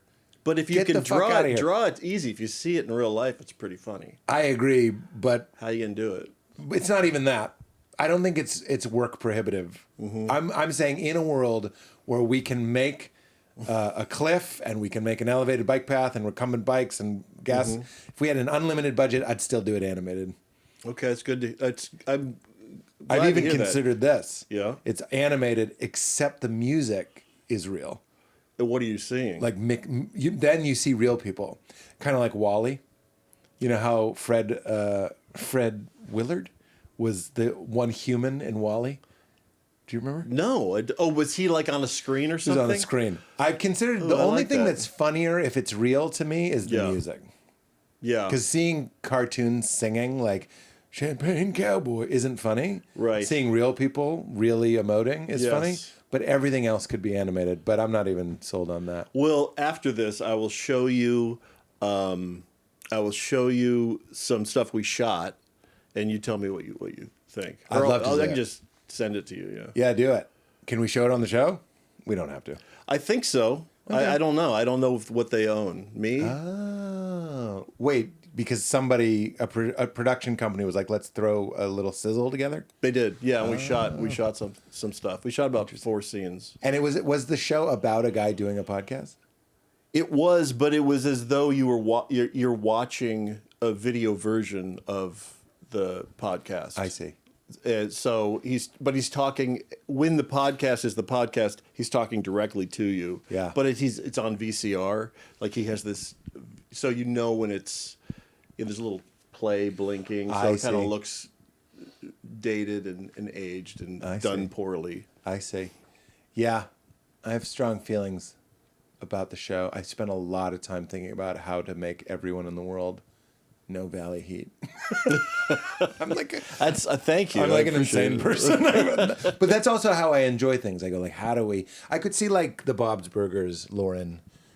Maybe we could just send it to him. He just needs to hear it. Well, the person that I was working with, and he doesn't disagree with you. We worked on it, but do you know who Ian Maxtone Graham is from The Simpsons? He's he's been on he wrote on SNL and The Simpsons and did Veep and Man Seeking Woman. Brilliant guy, like a Harvard Lampoon guy, and he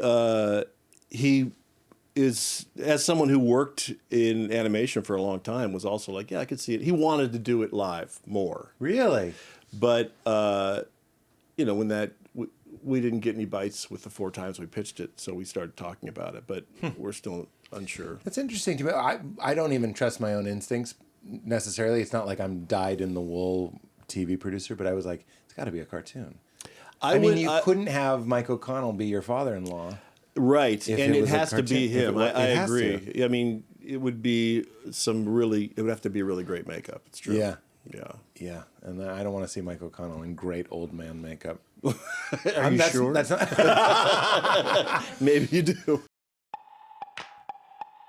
I just got back from the road, and of course, when I'm packing and unpacking, I'm taking out my Ritual multivitamins and my Ritual Symbiotic Plus pre, post, and probiotic because it is a game changer. It's changed the way my body feels, and I feel ready to face the day, and I never leave home without it. I know that's another product slogan, but it's true. I never leave home without it. According to the CDC, fewer men than women meet the minimal daily intake recommendation for fruit and veg, and men are more likely to overvalue exercise and undervalue nutrition. Well, dudes, wake up. Stop with Ritual, a multivitamin scientifically developed for men to help fill key nutrient gaps in your diet. And I can say, anecdotally, from my own experience, it's night and day. Before Ritual, after Ritual, when I get my blood work done, my doctor and myself, we see the results, we see the difference. And as a mostly vegan person, I got a lot of gaps. And Ritual fills it in with traceable ingredients. We're looking at these capsules that got minty aftertaste, so it's a pleasure to take. Obviously, the pre, post, and probiotic, your gut is like a second stomach, and it's nourishing and replenishing that. Plus, it's a delayed release capsule, which is two things. One, means it breaks down in your large intestine, which is where it can actually be absorbed. Two, it won't make you nauseous, which is key for me because I do a lot of fasting, so it doesn't make you nauseous. If you've ever taken zinc on an empty stomach, you know how important this is. Plus, a lot of multivitamins, people are like, oh, you just pee it out, and you even see it. Makes your pee-pee look like you ate a highlighter for lunch. Ritual doesn't do that because it's not breaking down like that. It breaks down in a way that your body can actually absorb for results you can actually feel. And I am excited for this offer for you all to try it. Essential for Men is a quality multivitamin from a company you can actually trust. You can get 25% off your first month for a limited time at ritual.com/weird. That's ritual.com/weird for 25% off your first month. We're also brought to us by our friends at Magic Mind. You guys probably see me all over social media talking about Magic Mind because it is an absolute game changer. I always have it with me. It's in my carry-on, it's in my car, it's at the studio. Obviously, we put it out for the guests. And selfishly, I want the guests to drink it because Magic Mind elevates your mood. It also kind of calms you down. That's the adaptogens in there. So it's calming you and stimulating you with matcha. So it puts you right in that peak state in the middle where you can be creative, where you can be focused, where you can be lighthearted, have fun, and make good stuff. Athletes have Gatorade. Now creators have Creatorade. It is flow state in a bottle. It doesn't interrupt a fast, too. Speaking of fasting, which I love, I take it on my fast days, doesn't upset my stomach, but gives me that clean, burning fuel to create, to dial in and focus. Not jittery, dialed in. I talk about it so much, you guys know I mean it. We got a special offer. Go to magicmind.co/weird and use my discount code at checkout WEIRD for a limited 20% off your order. Do yourself a favor and subscribe. I've never been upset that the box, I got one right on my desk. When my Magic Mind shows up, I'm stoked. I give it to friends. I drink it constantly.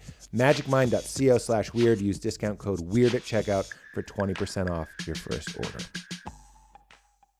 So, a little bit about you leading up to Valley Heat and my fascination with it. You were on, because I was like, who is this guy? Yeah. And apologies for not knowing. I mean, a lot of people know you. You're a groundling, and you were on Mad Television. Is that correct? For a second, yeah. What do you mean, brief? I was there briefly. It really wasn't, it was not a fun time for me. Really? I wasn't ready for How that old? level.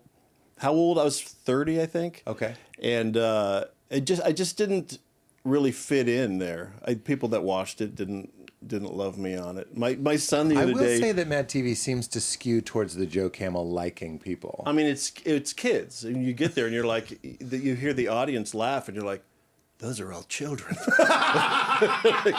This is. I wonder if that's what it was. It was like SNL for younger people. I think so. I think it was. It skewed a little younger. Yeah. And you were going to say though, I interrupted. You got there, you were 30, you didn't fit in. Oh, it wasn't for me. I was sort of, it's a much bigger comedy. I came from the Groundlings, and I think that I found my voice long after that, being more, just knowing where I was coming from, what I thought was funny. I was doing I always wanted to be on SNL when I was a kid, and so I really worked hard to be a sketch guy and an improv guy, but it was never quite my thing. Yeah. But when you got it, you must have been thrilled. I mean, I was. How did you audition? What was your... I auditioned like 3 different years, and the first time I just did monologues that were so long, and I had no idea. But then by the end, I was like, oh, just go in and get a couple laughs. Yeah. So I had some characters. I just get a laugh, move on to the next character, and it just didn't quite click for me. My son the other day, we were eating dinner, and he goes, I was looking at one of your sketches on Mad TV, and this guy wrote, oh my God, whenever this guy was on, I'd bring my friends in and we would just moan. Why did you tell me that? Then I felt bad because he thought it was really funny. He was like, oh, I thought you'd find it was funny. I was like, I think it just channeled this trauma from that time. My friend Matt was like, I just read this horrible comment on this thing you did, and I was it's like, don't ever tell me. I don't even want to hear a good one. Just don't tell me any of it. Leave me be. Leave me be. That is so funny. But it's so funny. On your list of impressions on your Wikipedia, do you know what the first one is? There's a list of impressions? Yeah. Who? Adolf Hitler is your first. What would anybody? That's funny. Anybody can do Adolf Hitler. Scream in a German, yeah. I mean, but the thing is, I'm singing. That's you did a sketch. It wasn't an impression. Hitler? It was like a bit where, remember when Elton John was doing duets he did them with all these different people. So they did a bit where somebody was Elton John, and then in one of them, he was doing it with all these different weird historical figures, and one of them was Hitler. But he sang like unforgettable. So that was not a Hitler impression. It wasn't that. Not in the least. That's funny. That's just someone going in and adding things, I think. Well, that's what happens when it's an open source website. Yes. It also said Leno. I feel like that's a lot of people do anyone Leno. can do that. I mean, I think back then nobody was doing it. But the problem with that was that the joke was kind of with Leno is that the jokes aren't really that funny. So then if you do a joke about jokes that aren't funny, it's not funny. I completely agree. In fact, that's sort of a pet peeve of mine is when people do the character who's bad at stand-up. Yeah, it's like, what? And I'm like... We know this. Yeah. We came here to not have this. Or the bad magician. You see that just as much. It's like, well, what if he stinks? And I'm like... Oh, really? I haven't seen that bit. That would be worse. Steve Martin did it well, but I mean, because he was brief. He was brief. But I've seen long, bad magician gags, and I'm just like, yeah, magic's really fucking hard. That's the point. It's kind of your point about music. Music is really hard, so it's funnier that if you're making fun of the music, it's like, that's easy. Yeah. Oh, I just had this other area that I was going to go to. This is like Valley Heat. Well, you heard that. So you heard that. I don't even know where that came from, but now I have to say it after every time. Every people have said, so you heard that is really funny. They so you heard that. So I'm like, I guess I have to say that. But that goes back to Doug. So after he plays a clip or recording of his therapist or whatever, he comes back and goes, so you heard that. And it's usually after something insane. And that's that Zen kind of... He's like a stone in a river. Everything's just kind of flowing over him. And he's like, you heard that. It's like someone just crashed into your house and you're just like, so you heard that. Yeah. It's a great attitude towards life. Yeah. Towards life. Yeah. So, and then what have you done in your career? Mad TV was brief, and now we're here at Valley Heat. What was in between that? So I did Mad TV, and then I was not on Mad TV, and How did you get canned? Was it hard? It hurt for sure, but I really was unhappy. Who was on your season? Was Alex Artie Borstein there? and Stephanie Weir? Stephanie Weir was on. She had just, she was new as I was, and Andy Daly, and Mike McDonald, Alex Borstein, Deborah was on it. Aries was on it. And Will Sasso. okay, yeah, very funny people. And they brought you. Is it like the classic? They brought you in, or did your manager just say they're not bringing you back? They waited until the day that the contract had to be renewed or canned, and then there was after business hours, and my manager had to call, and they're like, "Yeah," I was like, somebody hiding under their desk. Yeah, we're not doing. Oh my God! Back. What if you had the contract and you folded in like Mad Magazine, and it says, "All right, today's the day." Yeah. It says, I knew it. What do you get when you? It's like a riddle, and it goes, "You're not coming back." Shit can. Yeah, shit can. If you're laughing, you're over 40. I mean, like if you remember Mad Folded. Oh my God. So how did you bounce back? That must have been a big blow. Were you still with the Groundlings? I was still with the Groundlings, and I kept doing that. And then I got a job as a story editor with someone who had been my teacher at Groundlings, Melanie Graham, and she brought me in to be a story editor at MTV with reality stuff. Okay. So I wanted to get back into comedy, started doing stand-up. Yeah. Oh, that's And great. it was terrifying. Just like, because I originally came here to do stand-up. Oh, really? And I was terrified and didn't do it and went to Groundlings. Oh, wow. That's what all the stand-ups think, by the way. What? We're all like, oh, yeah, you couldn't do stand-up? Well, they're right. They're right. But it comes back. You go, God damn it, I can't. Is that your experience? First of all, I want to say there are, I keep saying dyed in the wool, but there are dyed in the wool true improvisers that you're like, holy shit, Yes, they're that is amazing. an amazing sketch person. Like, I wouldn't want Kristen Wiig in a million years to do stand-up. Nobody thinks Kristen Wiig can't do Right. stand-up. And she's brilliant. And then there are, I mean, the reason I know that is because I made that choice for a long time. I was like, I was a stand-up hiding in improv teams. Is that true? You were just doing briefly. improv? I was briefly before I really dove into stand-up. So I understand that. I'm projecting myself onto you. But what was your experience with stand-up? Well, it's funny you say the improv thing because I don't know if you remember, you probably weren't here yet, but there used to be another improv in Santa Monica. Oh, really? And it after the Northridge earthquake, I think it burned down or something. But when you did an open mic, you went to this improv and you signed up to go up there in 30 days. And I got there, and I had never done stand-up. You I get had a never spot done it. in 30 days? And I went, and it was a packed house. And this is the improv. The improv to me was just something I saw on television when I was a kid. Yeah. And I sat there for about 10 minutes, and I just go, I'm not going up. Because what? I go, I'm not going up because, okay.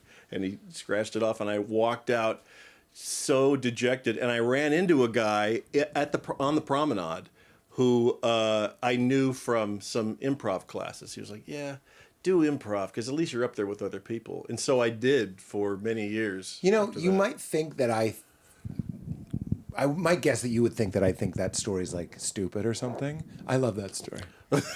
Stand-up is not like a packed house. It's your first time.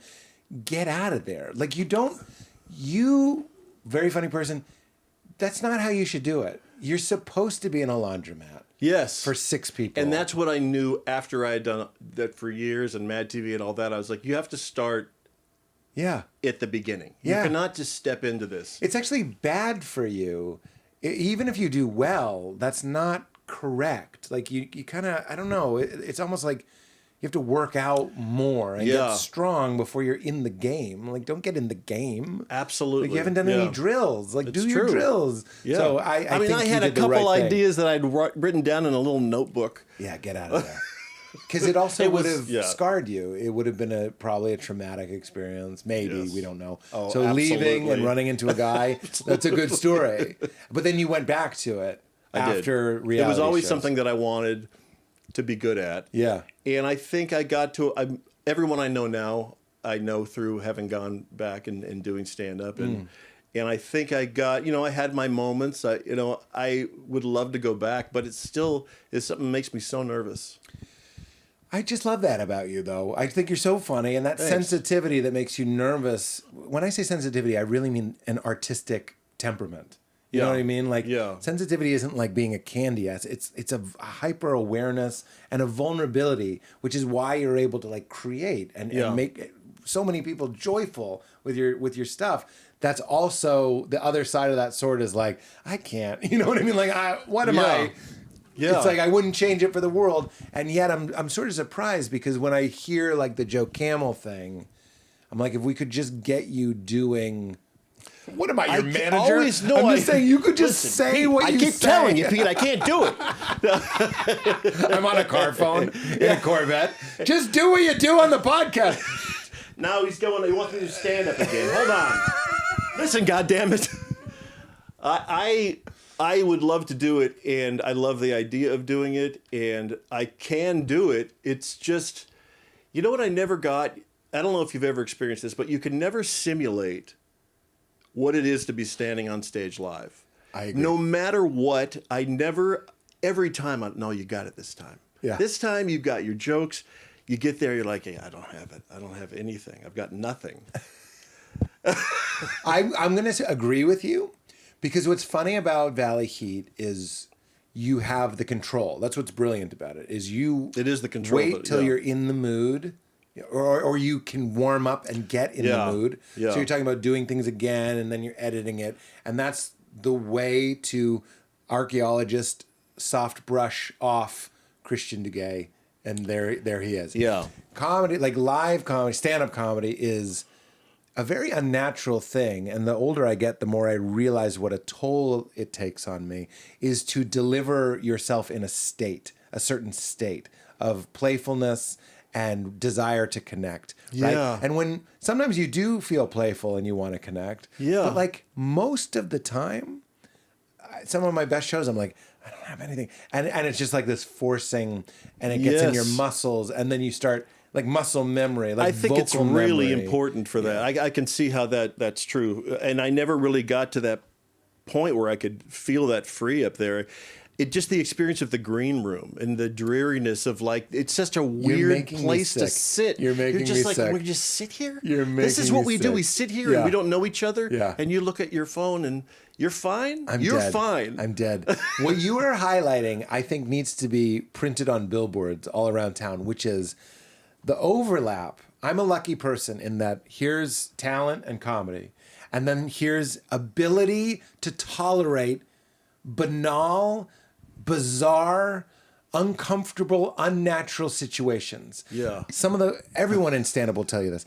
Some of the funniest people in the world, no shot, they never had a shot. I'm not saying this about you, by the way. I'm just saying they're hilarious, but they go in a green room and they're like, what is this? There's something about the limbo of that room, and especially if You're there's making like me barf. 5 other comedians, none of them know each other, but they're all really comfortable. You're making me barf.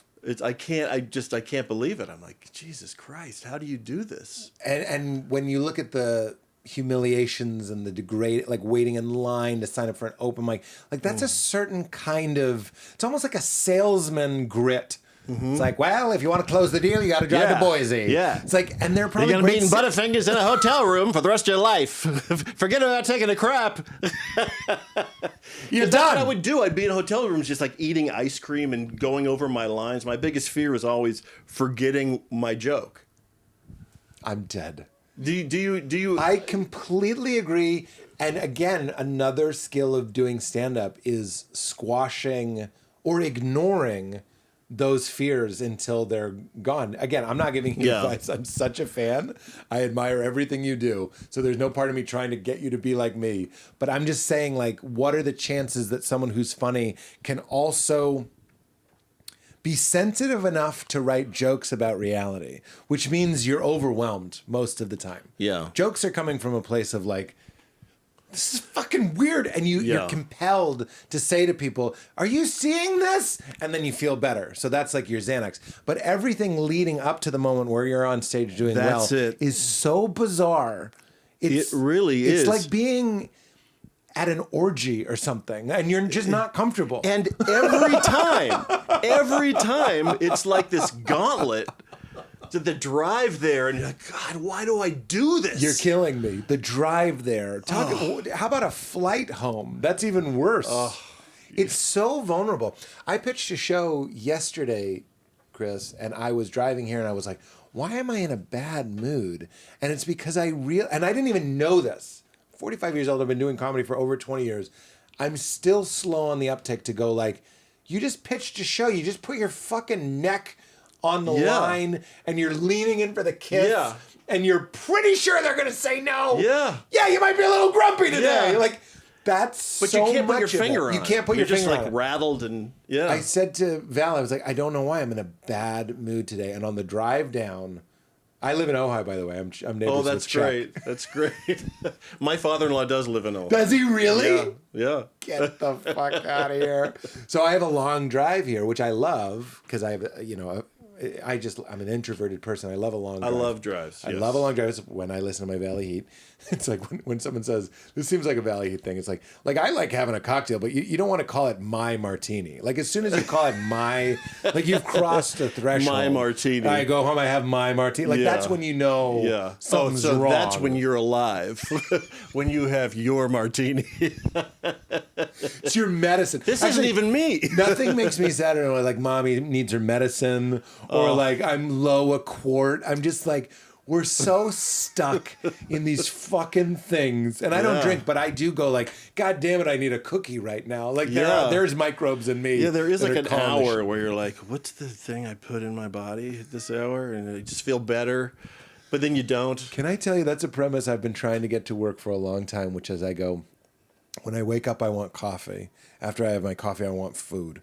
After I have my food, I feel a little too slow, so I want more coffee. Then I feel a little too high, then I want to like relax, so I'll like take a nap. And I'm like, the punchline is, you know how I want to feel? Different. Oh, like, yes. That's the human experience. I could be in euphoria, and I'd be like, this is getting a bit much. Absolutely. It's time to curb this. How can I change this? We need to change I need a this. different euphoria. Could it be more mysterious? Yeah. It's a little obvious. The best, though, is when you forget that it exists. You go, oh, coffee. You like forgot one of the chemicals. You go, oh, the chemical. You've nailed it. Yeah, coffee. Can I tell you something? I do something called, it's so boring. It's the most LA thing I could do. I got it from Jimmy Kimmel. It's 5 days you eat, 2 days you fast. You eat 1/4 of your calories. This is almost over. Okay. The point This is, is it's almost this story over. is almost over. That's my favorite warning to give people. I go, this is boring, but it's almost over. So yesterday was a fast day, which means I only have about 500 calories, which is almost nothing. Okay. But it's enough to, you can get something and you don't go crazy. But anyway, on those days, food is off the table. And I've noticed that like you just go to anything else. And then you realize you're not really hungry. You just want something to rub on you and get in you. I would even include flossing as something you can do to just be like, I'm alive, like you're bleeding. Yes. You just want something. Yeah. Give me coffee. You live by coffee. Give me a nap. Give me Jack in it, whatever, something to change the feeling. I think it's the thoughts. It's too many thoughts. Like that can be digesting. Yeah. Then my brain kind of shuts down You're a little absolutely bit. right. The food coma. Yeah. Eating pizza makes you stop thinking about or coffee. You're kind of flying for a second. And then you have to come back down. I've really been paying close attention to weed. Like for some reason, something about this. I'm not a big weed guy, but lately I've been. I don't know. I just have been smoking more weed, not a lot, but more regularly. And I've noticed. Tell me if you have you smoked weed? Yeah, for a long Christian, time. I mean, weed? I did. I went to music school, so that's really the only thing you do at music school. But then I stopped for years, and whenever I would smoke, I'd get so paranoid. Oh, really? But now I've been able to smoke and enjoy it. Oh, okay, that's great. Yeah. Well, then tell me if you agree. The best part of weed is when it comes on. It's when you have 1 foot in sober and high is showing up. And you're like, because you have the contrast. You go, oh, I did feel that way. And now I'm feeling this I'm way. not there anymore. You're leaving like, Earth. Where was there? And then when you're high, you're just high. Yeah. Then you're just like, well, I'm just fucking high now. Yeah. And then you're like, maybe I'll get more high. Yeah. And then maybe your body's that'll like, fix it. Yeah. because you want this again. Maybe I got to go all the way in. And then if you're like me, you smoke more. You don't get more high. No. You just get more dissociative. Yeah. So you're not even having an experience. And for me, I only think about death. To me and loved ones, I'm like, God, what if that happens and then that happens? And you're high. You're high. Watch Bob Newhart.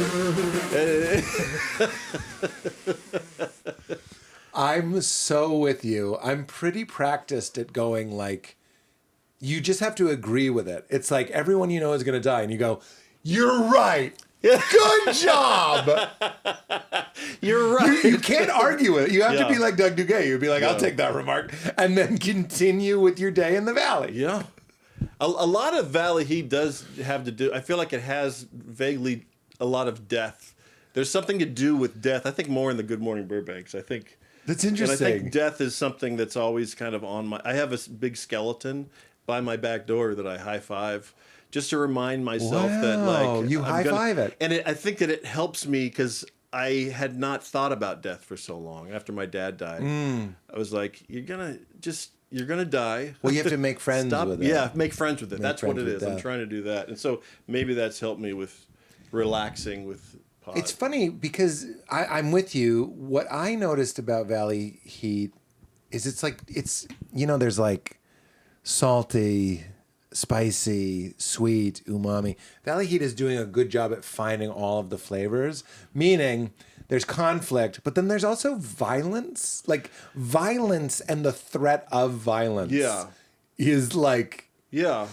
Tell me, Chris. No, I'm with you. I'm with you. I want you to... I think I'm fascinated with violence, and I find it obviously horrible, but also just funny that so much of it occurs. That's it. Well, we're talking about getting high and realizing that you're vulnerable. Like when you're really high and it's like your heart could stop. Yeah. And the only defense is to agree with it. Like, I was so high recently and it was like, what if you choked and died? And I was like, then I'll choke and die. That's it. You just have to concede the point. Yes. That's making friends with it. You can't be like, that's not going to happen. And it would be like, it might. Yeah. But I'm telling you, and don't overthink it. Keep Valley Heat clean and pure. But in the basement of the show, what does life feel like if we're out here and we're so exposed and we're so vulnerable and life is so strange, other than a used foosball table place that is like, don't come here on Monday. Yeah. Between these hours. Yes. That to me helps me laugh at like, you could get hit by a car. Like that's the non-comedy version of like, there's these foosball players who are incredibly competitive and they'll punch you in the neck. You could randomly get very hurt. They'll randomly kill you. So you're finding a way to get us to laugh at something that's very scary. Well, also the idea that you're like stand-up, I think is a good parallel to it because it's like, you want to do, foosball's fun. And then you get there and it's like stand-up's like, get the fuck out of here. Get out. We don't want you. You've just taken me back to Little League. Do you want to wear a uniform and have a bat and a helmet? That sounds awesome. Yeah. And like, then you get there and someone calls you the F word. And you're just you're like, oh, I thought we were having fun. I thought this was fun. I thought it was fun. And that's so much of life. And again, one of the recurring themes of Valley Heat is like, and you just roll with it. You just have to go, what can you do? What it's like. That's what it's like. Yeah. You die if you play. I don't know if you play foosball because it is such an upsetting game. Really? Especially in a work environment. It's like... It's the one where you spin the guys, right? You spin the guys. You would think that's just a fun game for kids, but if you get 4 adults playing the game, it's really friendships ruined. There's something about it. It's rattling. It's like just body rattling about it. Is it because... if we're on a team and they score, it's like your fault. I'm mad at you. I had somebody we had a foosball table at work and we were playing and we lost.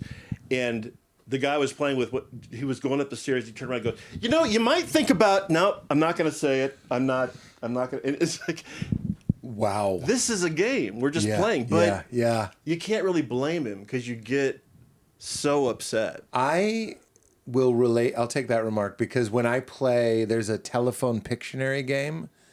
It's called Telestrations, maybe. Doesn't matter.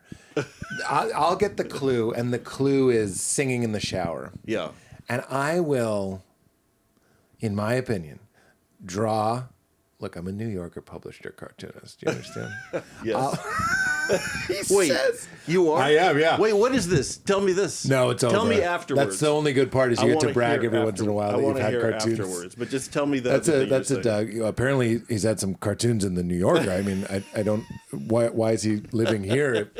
So anyway, I draw what I think is a perfect singing. It's a man in a shower. I do the speech bubble with music notes. And I pass it to the next person. He's just supposed to write singing in the shower. Then the next person draws it.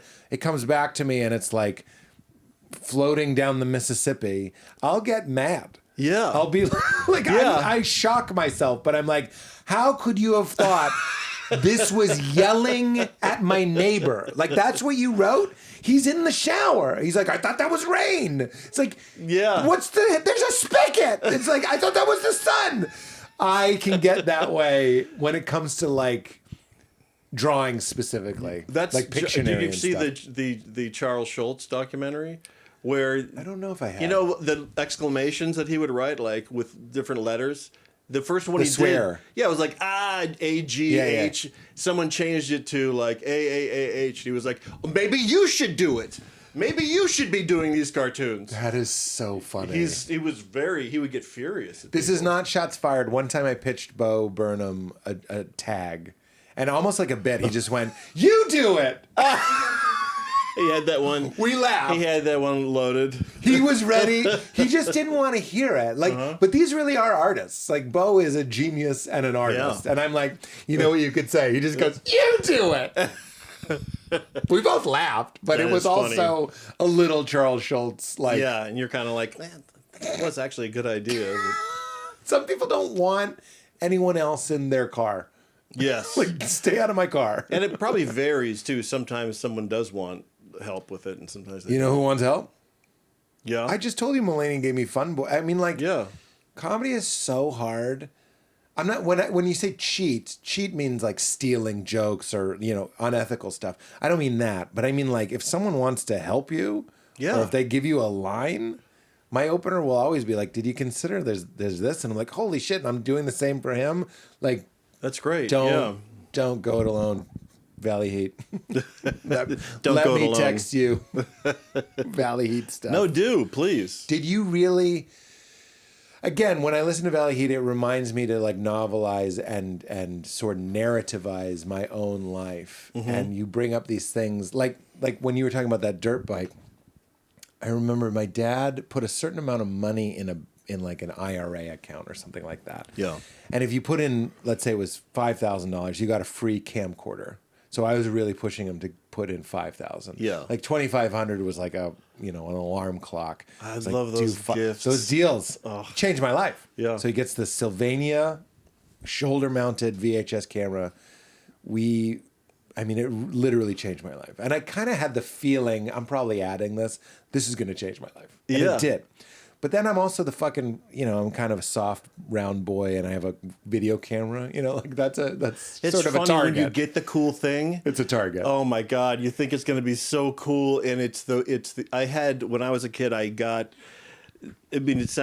wanted this. It's a Porsche, but it's like a really cheap Porsche. It was a 914. It's like basically a Volkswagen. It's a car. But I wanted this. Yes, I wanted this car. Then I got it, and it was like, you're the worst person. People would actually pick it up and move it somewhere else in the school parking lot, and then it was, and then I crashed it, and I mean the joy that people felt. I mean, and you can't blame them. It was not an expensive car, but it was way more flair than any child should have. I'm dead. The Sears catalog, which was the internet before the internet. Oh my God, I'd look in the toys. I'd look at the bras, obviously, but I'd also look at the toys, masturbate to both. But they were the toys. There were these walkie-talkies that looked like cell phones, like flip phones. Yeah. I bought them. Back then you had to wait like 6 weeks. If you sent away for it. So these are not Star Trek style, but they just flip open though. So they feel like Star Trek. It was a total scam. It wasn't that. They looked like gray flip phones. Oh wait, they're cell phones. They're not. But they're walkie-talkies. They're walkie-talkies. Yeah, they are walkie-talkies. Because I had Star Trek walkie-talkies. I know, that was just on the episode. It probably made me think of it. Part of it was true. That somebody broke it or stole it or? Well, I'll tell you later. Finish this story. Go ahead. So, well, I think I bought it and I was like, I'm going to give one to my best friend Aaron, and I'm going to have one, and we can like call each other. Because all I wanted in 8th grade was to be like talking to my teacher, like, sorry, 1 second. Yeah. What's up, man? But of course it fucking sucks. It's not a phone. Yeah. It's a low. It's like, dude. It's making all these. Well, that's. It also can't ring. It has to be on. Yes. It's a walkie-talkie. Yes. So I can have it on like. What is that? Aaron. Also, it was a school with 2 rooms. Aaron couldn't be very far. It was not a big school. And what are we talking about? It's just that you're doing it. But I brought you. It's just having it. You mean? Yeah. And I brought it in, and we tried one day. This is my Porsche. This is my, and also the video camera. So I was filming, also Aaron, and we were filming making a video, and then these kids, fucking Boston shitheads, were across the street, and they're like, "Hey!" They wanted us to film them, and we did, and then they just stormed us and took the camera. Oh my God, that's amazing. Then they didn't have. They had like a crisis of conscience. They didn't steal it. Oh, they just wanted to show you that they could? I guess. They just, in the moment, they were like... Send a message? Yeah. I think in the moment they realized that that's not who they were. Oh my! I pulled a knife on a kid and he just grabbed it and threw it. And I was like, yeah. You pulled a knife? Yeah, I used to talk about this. It was a stand-up bit. I pulled a knife. I put a switchblade in my sock. By the way, for people who didn't grow up in the 80s, that seemed like what we were supposed to do. Yeah. Every movie told us, where's your switchblade? Yeah, he came at me and I pulled it out. He goes, "What are you going to do with that?" And grabbed it and just threw it in the woods. And I was like, I know who I am now. That's right. I don't stab people. And these But it was kids a learning realized moment. Yeah. they had a learning moment. Same thing, yeah. And we played the video back. It was like watching the trauma. Yeah. Because I thought they just wanted to be my friend. And then they took the camera. God. So when you tell the story, I wonder how much of it was true that there was a girl that you liked and you gave her a necklace. Is that a true I really story? did do that. That felt true. That felt real. I got her a necklace and a little license plate with her name on it. And I told her that I found the necklace on my way to school. I go, I found this. You want this necklace? And then later in the day, I was like, I got you this little, it was 2nd grade. I got her this little, it said Jean on it. And then she came back a few minutes later on the playground and was like, did you buy these for me? And I was like, no, I didn't buy the necklace, but I did buy the license plate. I don't know why, but you just brought the feeling of being in 2nd grade right up to the high sphincter. Because I was a guy who, if I had the thought I had to do it, I had to try. Oh, wow. Well, you said that in the story. worked. You go, I had intense confidence between 9 p.m. and 11 p.m. Oh, and that was a great so line. true. Every night I would think I was going to do it. Every night I'm like, you're going to do it. You're going to do it. And you wake up and you're like, what are you talking about? A different guy wakes up. You're not going to do that. A different guy wakes up. A guy who's in in reality. Yeah. It vividly brought me back to having a crush on a girl. This was in 7th grade. And I found a rock. This was a real turning point in my life. Romantic, like you. Like I wanted to get the necklace and I wanted to give the gifts and the personalized license plate and all this stuff. So I found this rock that kind of reminded me of the girl. Oh, it's great.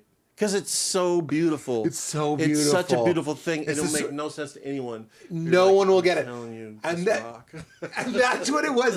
Unfortunately, it's sort of a loss of innocence story, is I didn't give it to her because I was developing the faculty that goes, don't do that. Don't give her a rock. Don't give... Yeah. Like, you know what? Yeah. Anyone watching that would be like, sorry, you're giving her a rock?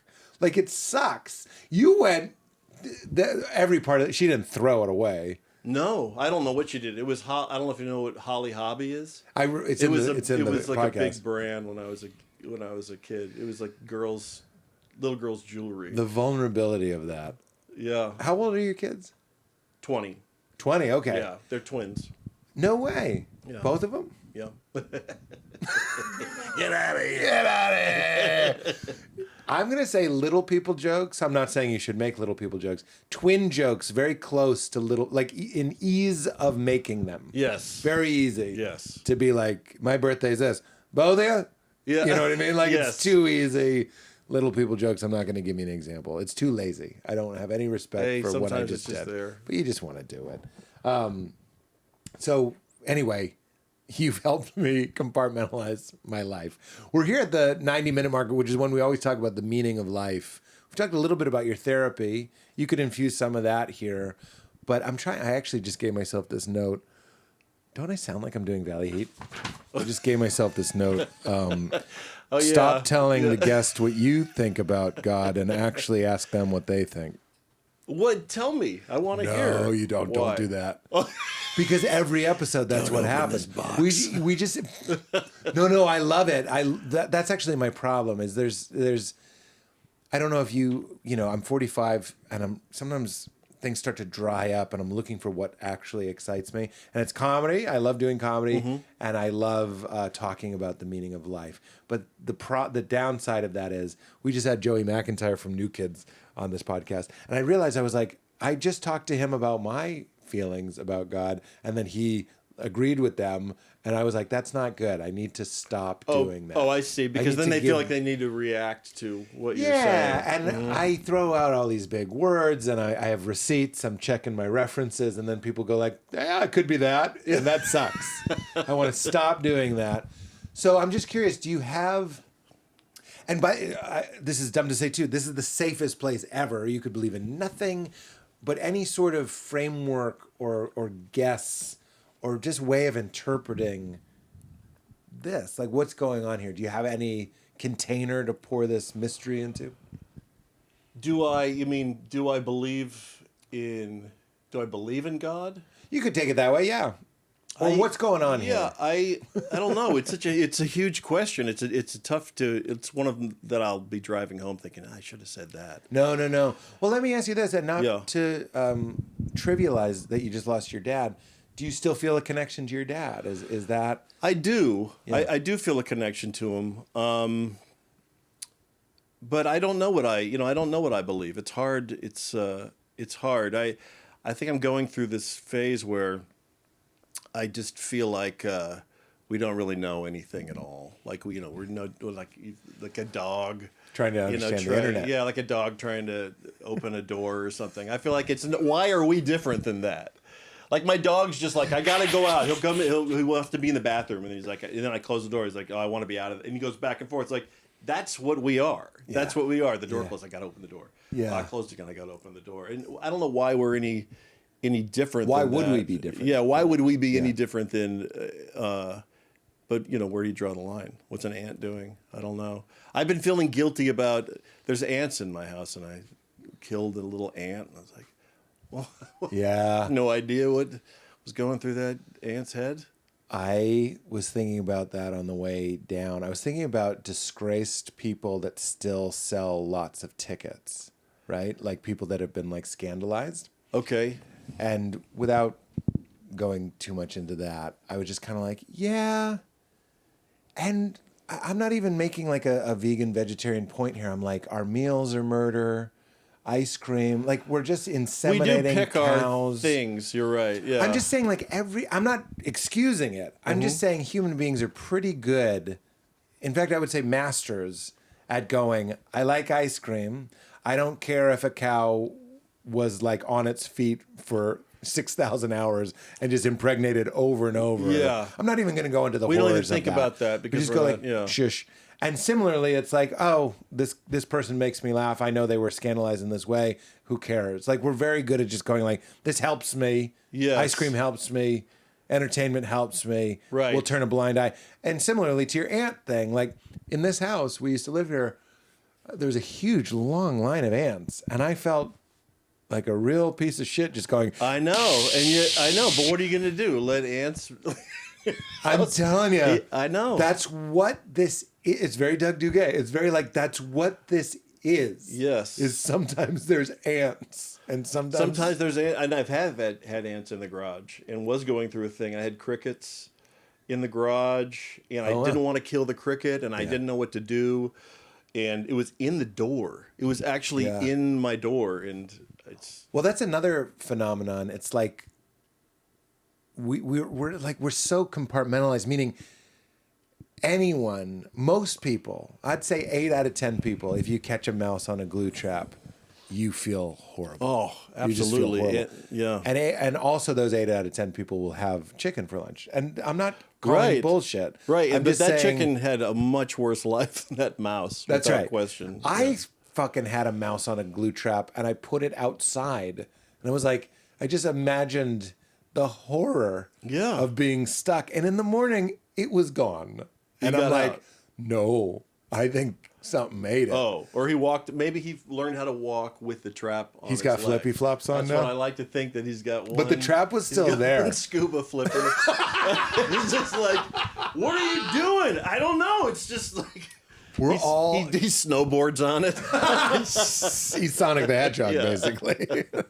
But we're very good at focusing on just what's in front of us. Well, yeah, we think our problems are real and everyone else's are imagined. That's right. I think we just naturally do it. It's really profound. Even with our actually. partners, we're like, but that's just in your head. It's like, well, it's all imagined. It's all. None of this is real. It's just what you sir. Think. I mean, I really feel like this podcast has been great, but that moment is really.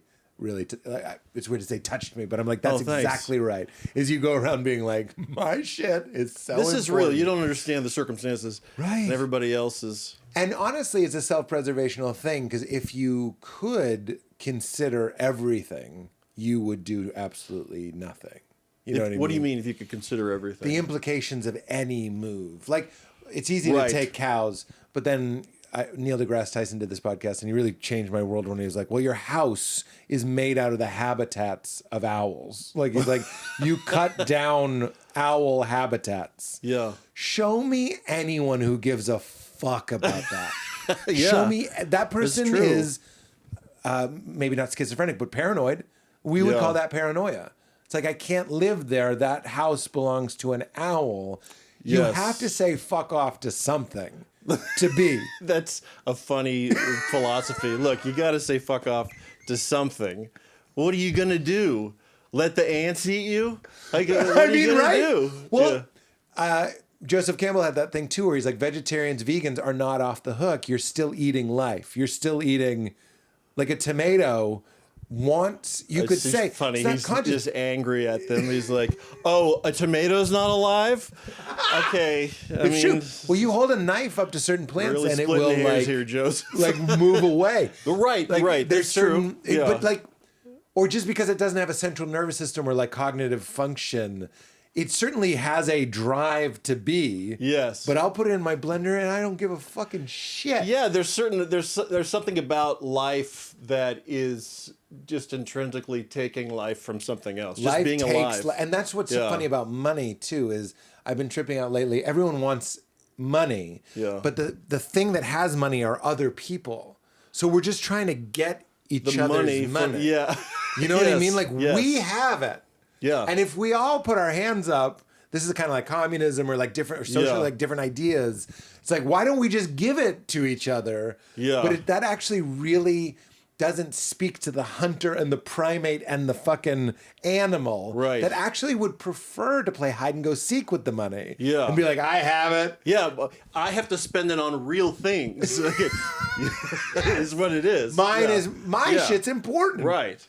Yeah. Okay, so what about, we're not sure about, one way into the God thing is like, or the meaning of life thing is death. Is like, do you think it's over when we die? You think I don't know. I think about it all, I think about it like anyone else constantly. Constantly. And I've always thought that there was another consciousness. Yeah. I've gone through stages of believing in a Christian God and and your namesake? That was just sort of a right. You're looking at your license like, what should I? Oh, it's right in my name. He's been there all the time. But I've gone through stages of that, and I really I guess the word is agnostic, right? I just don't. You don't think human beings have the capacity to? Is that what agnostic is? I think so. Then it's not the word. I don't know what the word is. It's a word. It's obviously we aren't the smartest thing. We didn't come from nothing. Let's ask ChatGPT. Let's ask the robot. We could ask Katie. It's more fun to use. It would be great if ChatGPT could tell us what the meaning of life was. Oh, don't Or ask did- it. What is the definition of agnostic in 25 words, please? Agnostic refers to someone who believes the existence of God or the divine is unknown or unknowable, neither affirming nor denying religious or spiritual claims. That sounds like the right word. That's pretty good. Yeah. Yeah, I said that it wasn't possible for human beings. I don't know to that it's not. I guess in a way, I think it's not possible. I mean, if we're looking at the universe and thinking, well, how did it get here? We obviously have reached the limit of what we can understand, because it probably has nothing to do with a beginning or an end. Like, you know what I mean? It's I like agree. so beyond I agree with that. what we could possibly. It's like it's expanding. Is it?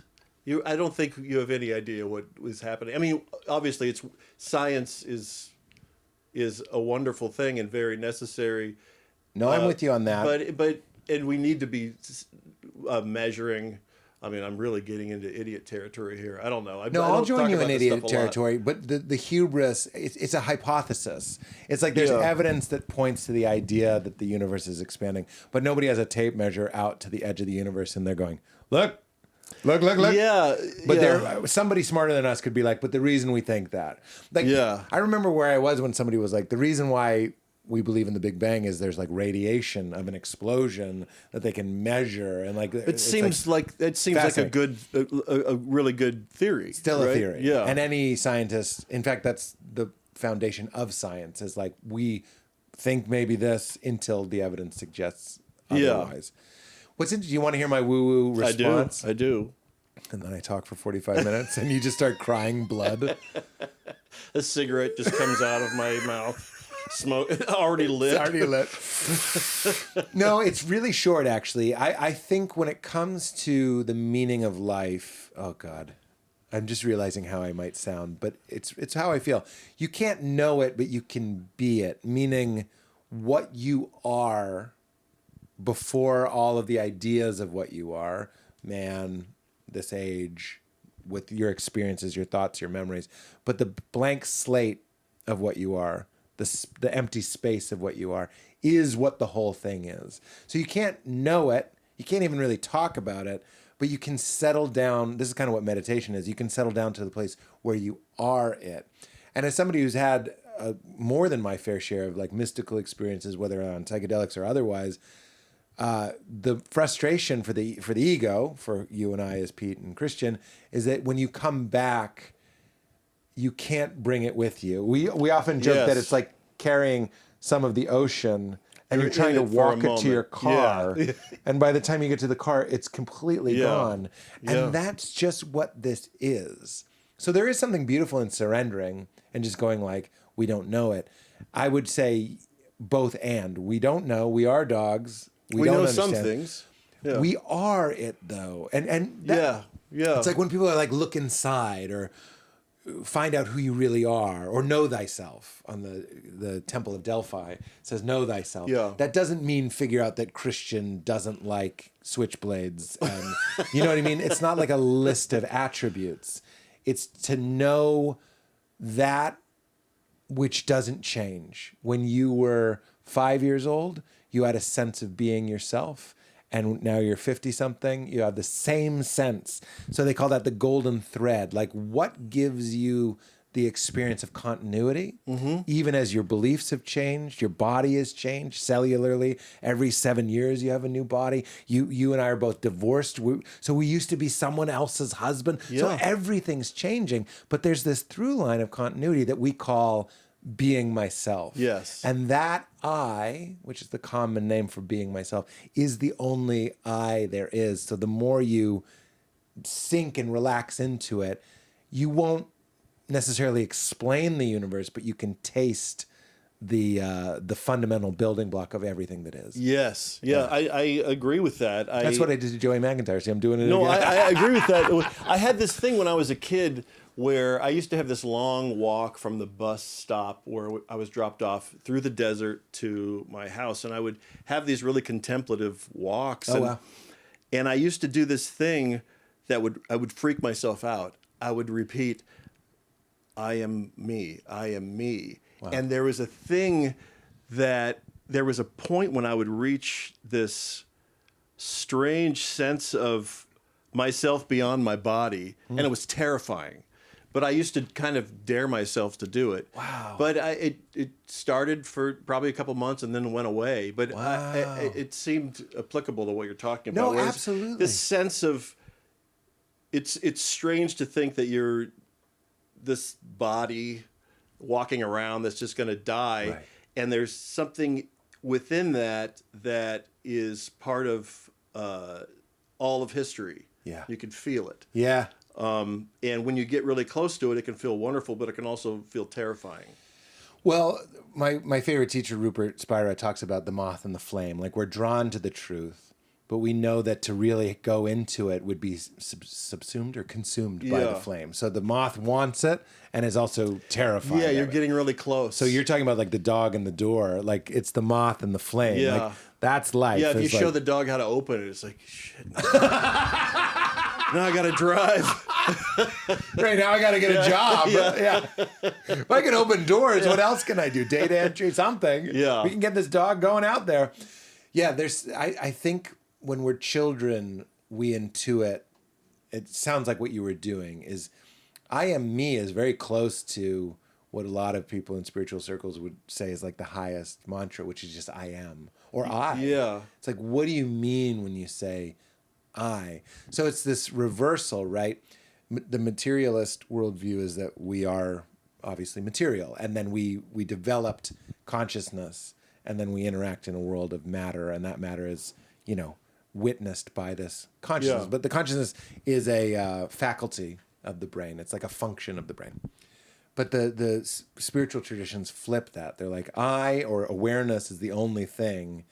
And when you think that all that we know of the body is seeing it, touching it, and feeling it, and all of that is experienced in the knowing of it, it's like, why presume that matter is real? Like, why go like, I'm an instrument that feels this chair?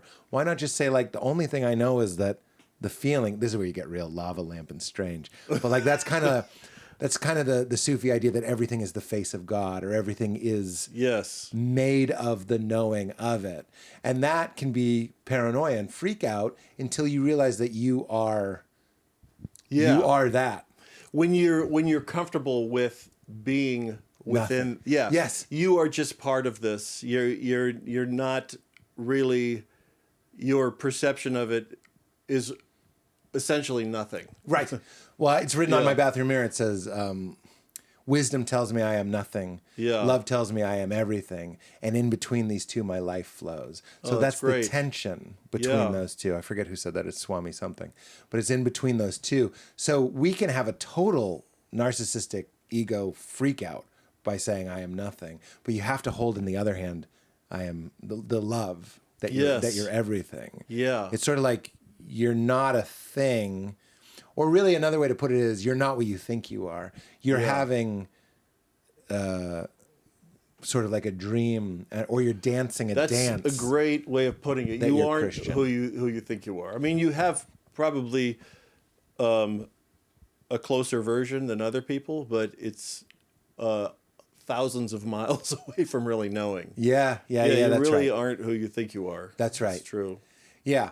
And then, so once you're anchored in the safety of knowing that there's only one thing and that's what you essentially are, then you can get really weird with it and be like, so Pete really is just a character in Valley Heat. You know what I mean? Like, when you start taking yourself too seriously. Yes. And when you forget, we can even bring this down to earth. You can go like, I'm a child of this earth. Like, I'm an interconnected part of everything. Yeah. Meaning, let's say everything is real. Mm-hmm. You are valid. The earth, every breath is like sustaining you. Gravity is literally holding you to the earth. You belong. That is a really important thing to remember. So important. It really is very important to remember that. Yes. I had therapy yesterday. We were talking about that. I'm just crying because I have these like codependent programs where I'm like, I need my parents to. Mm-hmm. No, you don't. Yeah. You really don't. Yeah. You're being loved by so much more than just this infantile literally like an old groove that you thought to be safe, whatever, this or this. Look at how you're being supported constantly. It's hard to remember. And I think a lot of it comes from when you're growing up. I think for most people, you just sort of feel like you don't belong. You're like, oh my God, that's every story I'm we've sorry, told. I'm sorry, I'm sorry, I'm Yes, sorry. So yes. you're constantly feeling like you're imposing. Yes, like a visitor. Yeah. There's a great Alan Watts quote. I say it all the time, but he goes, "You didn't come into this world like a visitor. You came out of this world," meaning like an apple grows out of the tree. You're a natural occurrence. And every building and every emotion, every job is as natural as a waterfall, because this is what's happening. Yeah. The thing keeps bumping up against itself and expanding. So it's like, just relax. It's just what we're doing. Yeah. Yeah. It's hard. It's I hard know, to remember. believe You me. meditate. You meditate? I'm actually not a huge meditator. I'm more of a contemplator. Like, I'll read something and then close my eyes for a while, and then read something and close my eyes for a while. But I've been thinking about maybe doing some more formal meditation. It's hard with a 6-year-old, but it's hard. It's hard. It's just also hard. Yeah. I did TM for a while, and then it's hard to keep it up. But it's always been beneficial when I do it. Yeah. That's why I'd like be clear. I'm not feeling guilty like I don't meditate, but I talk like someone who loves meditating. And everyone I likes it. But so Rupert Spira, who's my teacher, he's not big on meditating per se. Mm-hmm. It's more like meditating, the idea that you'll meditate and you'll go to some divine place is sort of not where I'm at, or you'll calm down into some place that's better. Yeah. It's more trying to include everything, including this conversation, including my ride home, and just be like, here it is, and here I am, and that's fucking incredible. It's not, the only spiritual thing isn't just sitting quietly. Yes, you know what I mean? I believe there's meditation isn't just sitting quietly. It can be anything that settles you into now. That's right. And being meditation. profoundly in the now is a type of meditation, even if you're eating a burger with mustard sauce on it. Yeah. I brought Valley Heat back. Well, I am thrilled to meet you. I couldn't, as everyone that listens to this podcast knows, I'm such a huge fan. Thank you. I was going to bring you a trophy. I wish I had, but I couldn't find it. But I was going to repurpose this trophy I have, and I was going to write funniest podcast and funniest thing ever ? Oh, that's to nice. Valley Thank Heat you and very Christian much. Duguay. It's unbelievably hilarious. Thanks. So you got to come. You got to come and do it. I couldn't believe that you asked me to do it. I would I gotta get you happily that shirt do it. too. Don't worry about that. I mean, I'll take it. It's I'll take cool. it. I just had them made. They're these screen prints. They're really cool. Cephalopods are people. Yeah. I just Googled what a cephalopod is. I didn't know. Oh, really? It's like an octopus. Yeah. And they're so smart. I mean, yeah, it kind of goes back to that you know. Well, yeah. Because how are we different? I mean, I know that there's things we Don't get me believe started. we know, but Don't get me started. I mean, do get me started. I took my daughter to a farm, like a riding ponies kind of place, and there was a pig, and it was asleep. I've said this before, but this pig was dead asleep, and it was smiling, and it was just, there was another pig sleeping on it. And I was like, this pig, in its own experience of deep sleep, which is awareness without an object, it's just complete void, is exactly the same as me when I'm in deep sleep. Yeah. This pig will slowly wake up and realize I'm a pig in the same way that I wake up and go, I'm a person. But the base ingredient of it is the exact same awareness. Yeah. And that's cephalopods are people. Yeah. Yeah. Maybe Valley Heat is the sleeper philosophical spiritual podcast we didn't know we needed. But it is like you wake up and you're like, fuck. Yeah. Get your shit together. God damn it. Yeah. Sometimes I get up and pee and I'm like, I can't believe I'm still draining this bladder. Yes. Like, I have to do it. You ever eat something and you're just kind of embarrassed? Like, I Yeah. need this. Yeah. It is a strange thing. I have to chew it. It's too big. Swallow it, then I have to poop it. It's too much to have. So pathetic. Always I have to do this? Yeah, and if I want to go somewhere, I walk there. Then I see it. I take a guess as to where the entrance is. Everything it can be a drag, unless it's not. Let me make sure with my notes that I have anything. Oh, yeah. Dragon's Lair. Well, we have one more question. This is for you, by the way. I think you'll love it. This is Modern Mammals. It's my favorite. It's actually the only shampoo I love. They are a sponsor, but this is completely real. You have the right hair type. You know when you go to the beach and you swim in the ocean and then like the next day you have perfect hair? Yeah. Because there's kind of like a little hold and a little grit to it. That's what this is. Oh my God. It's beach head. It's like a little bedheady. It's a little bit like it leaves some of the oil in there. It's not fluffy and poofy like shampoo. I swear by this Modern Mammals, absolute game changer. It just opens, just mud. It does look like mud. It actually, they call it magic mud. This is great. You will love it. You will love it. So give it a try. And that after this promo, Jan Robinson. I just want to do Valley Heat promos. Obviously, listen to Valley Heat. I mean, I've said that every episode of the podcast since I've heard it. So that couldn't be more sincere. Thank you so much. I just want you to walk around the rest of the day feeling like you've really done something special. It's incredible. Thank you very much. The last question is, can you remember the time in your life where you laughed harder than any other time in your life? Maybe you were a kid. Maybe somebody fell. Maybe somebody farted. I don't know how funny the story is, but at the time... Oh, they don't have to be funny. It's just for you. I was moving out of... an apartment with a friend, and I had a recording of the Never-Ending Story, and I had taped off of the TV. We're back. We're full circle. Your Star Wars album. Yeah. You started making your own. So, I had taped it, and then I was packing it up, and Never-Ending Story, we never did see the end of that one, and then I put it away, and we laughed for it was just in that moment, we were like in our, I don't know, 20 or something. I mean, I've never laughed that hard.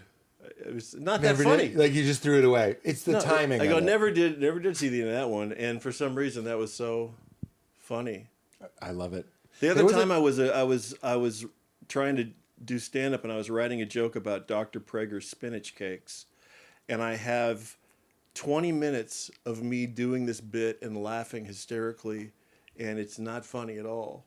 But what's funny is how hard I'm laughing at it. See, your whole thing is very precious to me. It just reminds me, because I'll one for one you on that.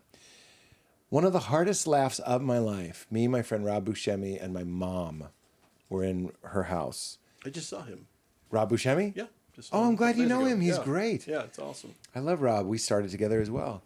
And I was making him and my mom laugh. I mean, this is less than what you just told me. I just kept going, have you seen my dog? It's pretty funny, though. You're easy. It's funny. But the dog's name was Peppers. Yeah. I'm looking for my dog, Peppers. And I wouldn't. That's okay. I agree with you. There's something charming and funny about that. But it's also that I wouldn't stop. I just went, he's a little dog. And his name is Peppers. And my mom, a first-generation Lithuanian refugee, was crying, laughing, and it was one of the highlights of my life. I've never thought of that one. I always ask this question, but that's one of my moments, is have you seen my dog, Peppers? Peppers! Gosh. I also had one recently with Val where, again, I was stoned. I've been getting stoned a lot lately. And I said to her, it was the cleanest snapshot of how I am when I'm stoned ever. And it's this. I went, Val, I'm going to tell you 3 things. I only know one, but by the time I'm done with it, I'll know the other 2. That's great. She was like, that's who you are when you're stoned. That's great. Blindly confident. So sure that after I tell you this one thing, I'll definitely have at least 2 more. 2 more. I'm the guy you watch a movie with me stoned. I keep pausing it. We have a problem. We have a problem with it. Like, if the other person pauses, it's infuriating. Of course. But we're constantly pausing. Gotta do the bit. Yeah. Well, Emily's so funny. You gotta be ripping in some good bits. Yeah, that's true. All right. Well, I really appreciate this, Christian. I'm so happy to know you. And thank you for all the Everyone I've shown this podcast loves it. So Thank you. Thanks for sharing it. Thanks for having me. This will never air. It's not even recording. Listen, you just like to hang out with a third person with microphones. Actually, that's not a bad idea. And what we were saying philosophically, that's sort of what's happening. You know what I mean? It's all just going into the ether. It would be funny if you had a dinner party and everyone got a microphone. And you were taping it. One time, my father-in-law sat down and he was wearing a GoPro at Thanksgiving dinner. He just filmed Thanksgiving. He just filmed it, and the kids were like 10. Oh my God! Yeah. No one told him not to. No, he's a big guy. He's taller. He's a big guy. Is he kind of like Chuck? No, he's not. But he has conversely taken my hat off in his house. You wore a GoPro to Thanksgiving dinner. But I can't wear a chapeau. Unbelievable. Well, thank you so much. We have the guests say, keep it crispy. I don't want to put a nickel in the jukebox, but if you want to say keep it crispy, like Doug Duguay would say keep it crispy, however that strikes you, or it's just your regular voice, but go ahead. I keep it crispy. I guess That's right. That's right. Apparently they want me to say keep it crispy. They wanted me to say keep it crispy. They want me to say it twice. Keep it crispy. You made me very happy. Okay. This is just facts about Chuck. I'm telling you, it's the funniest thing that's ever existed. Thank you, man. All right. Goodbye. You made me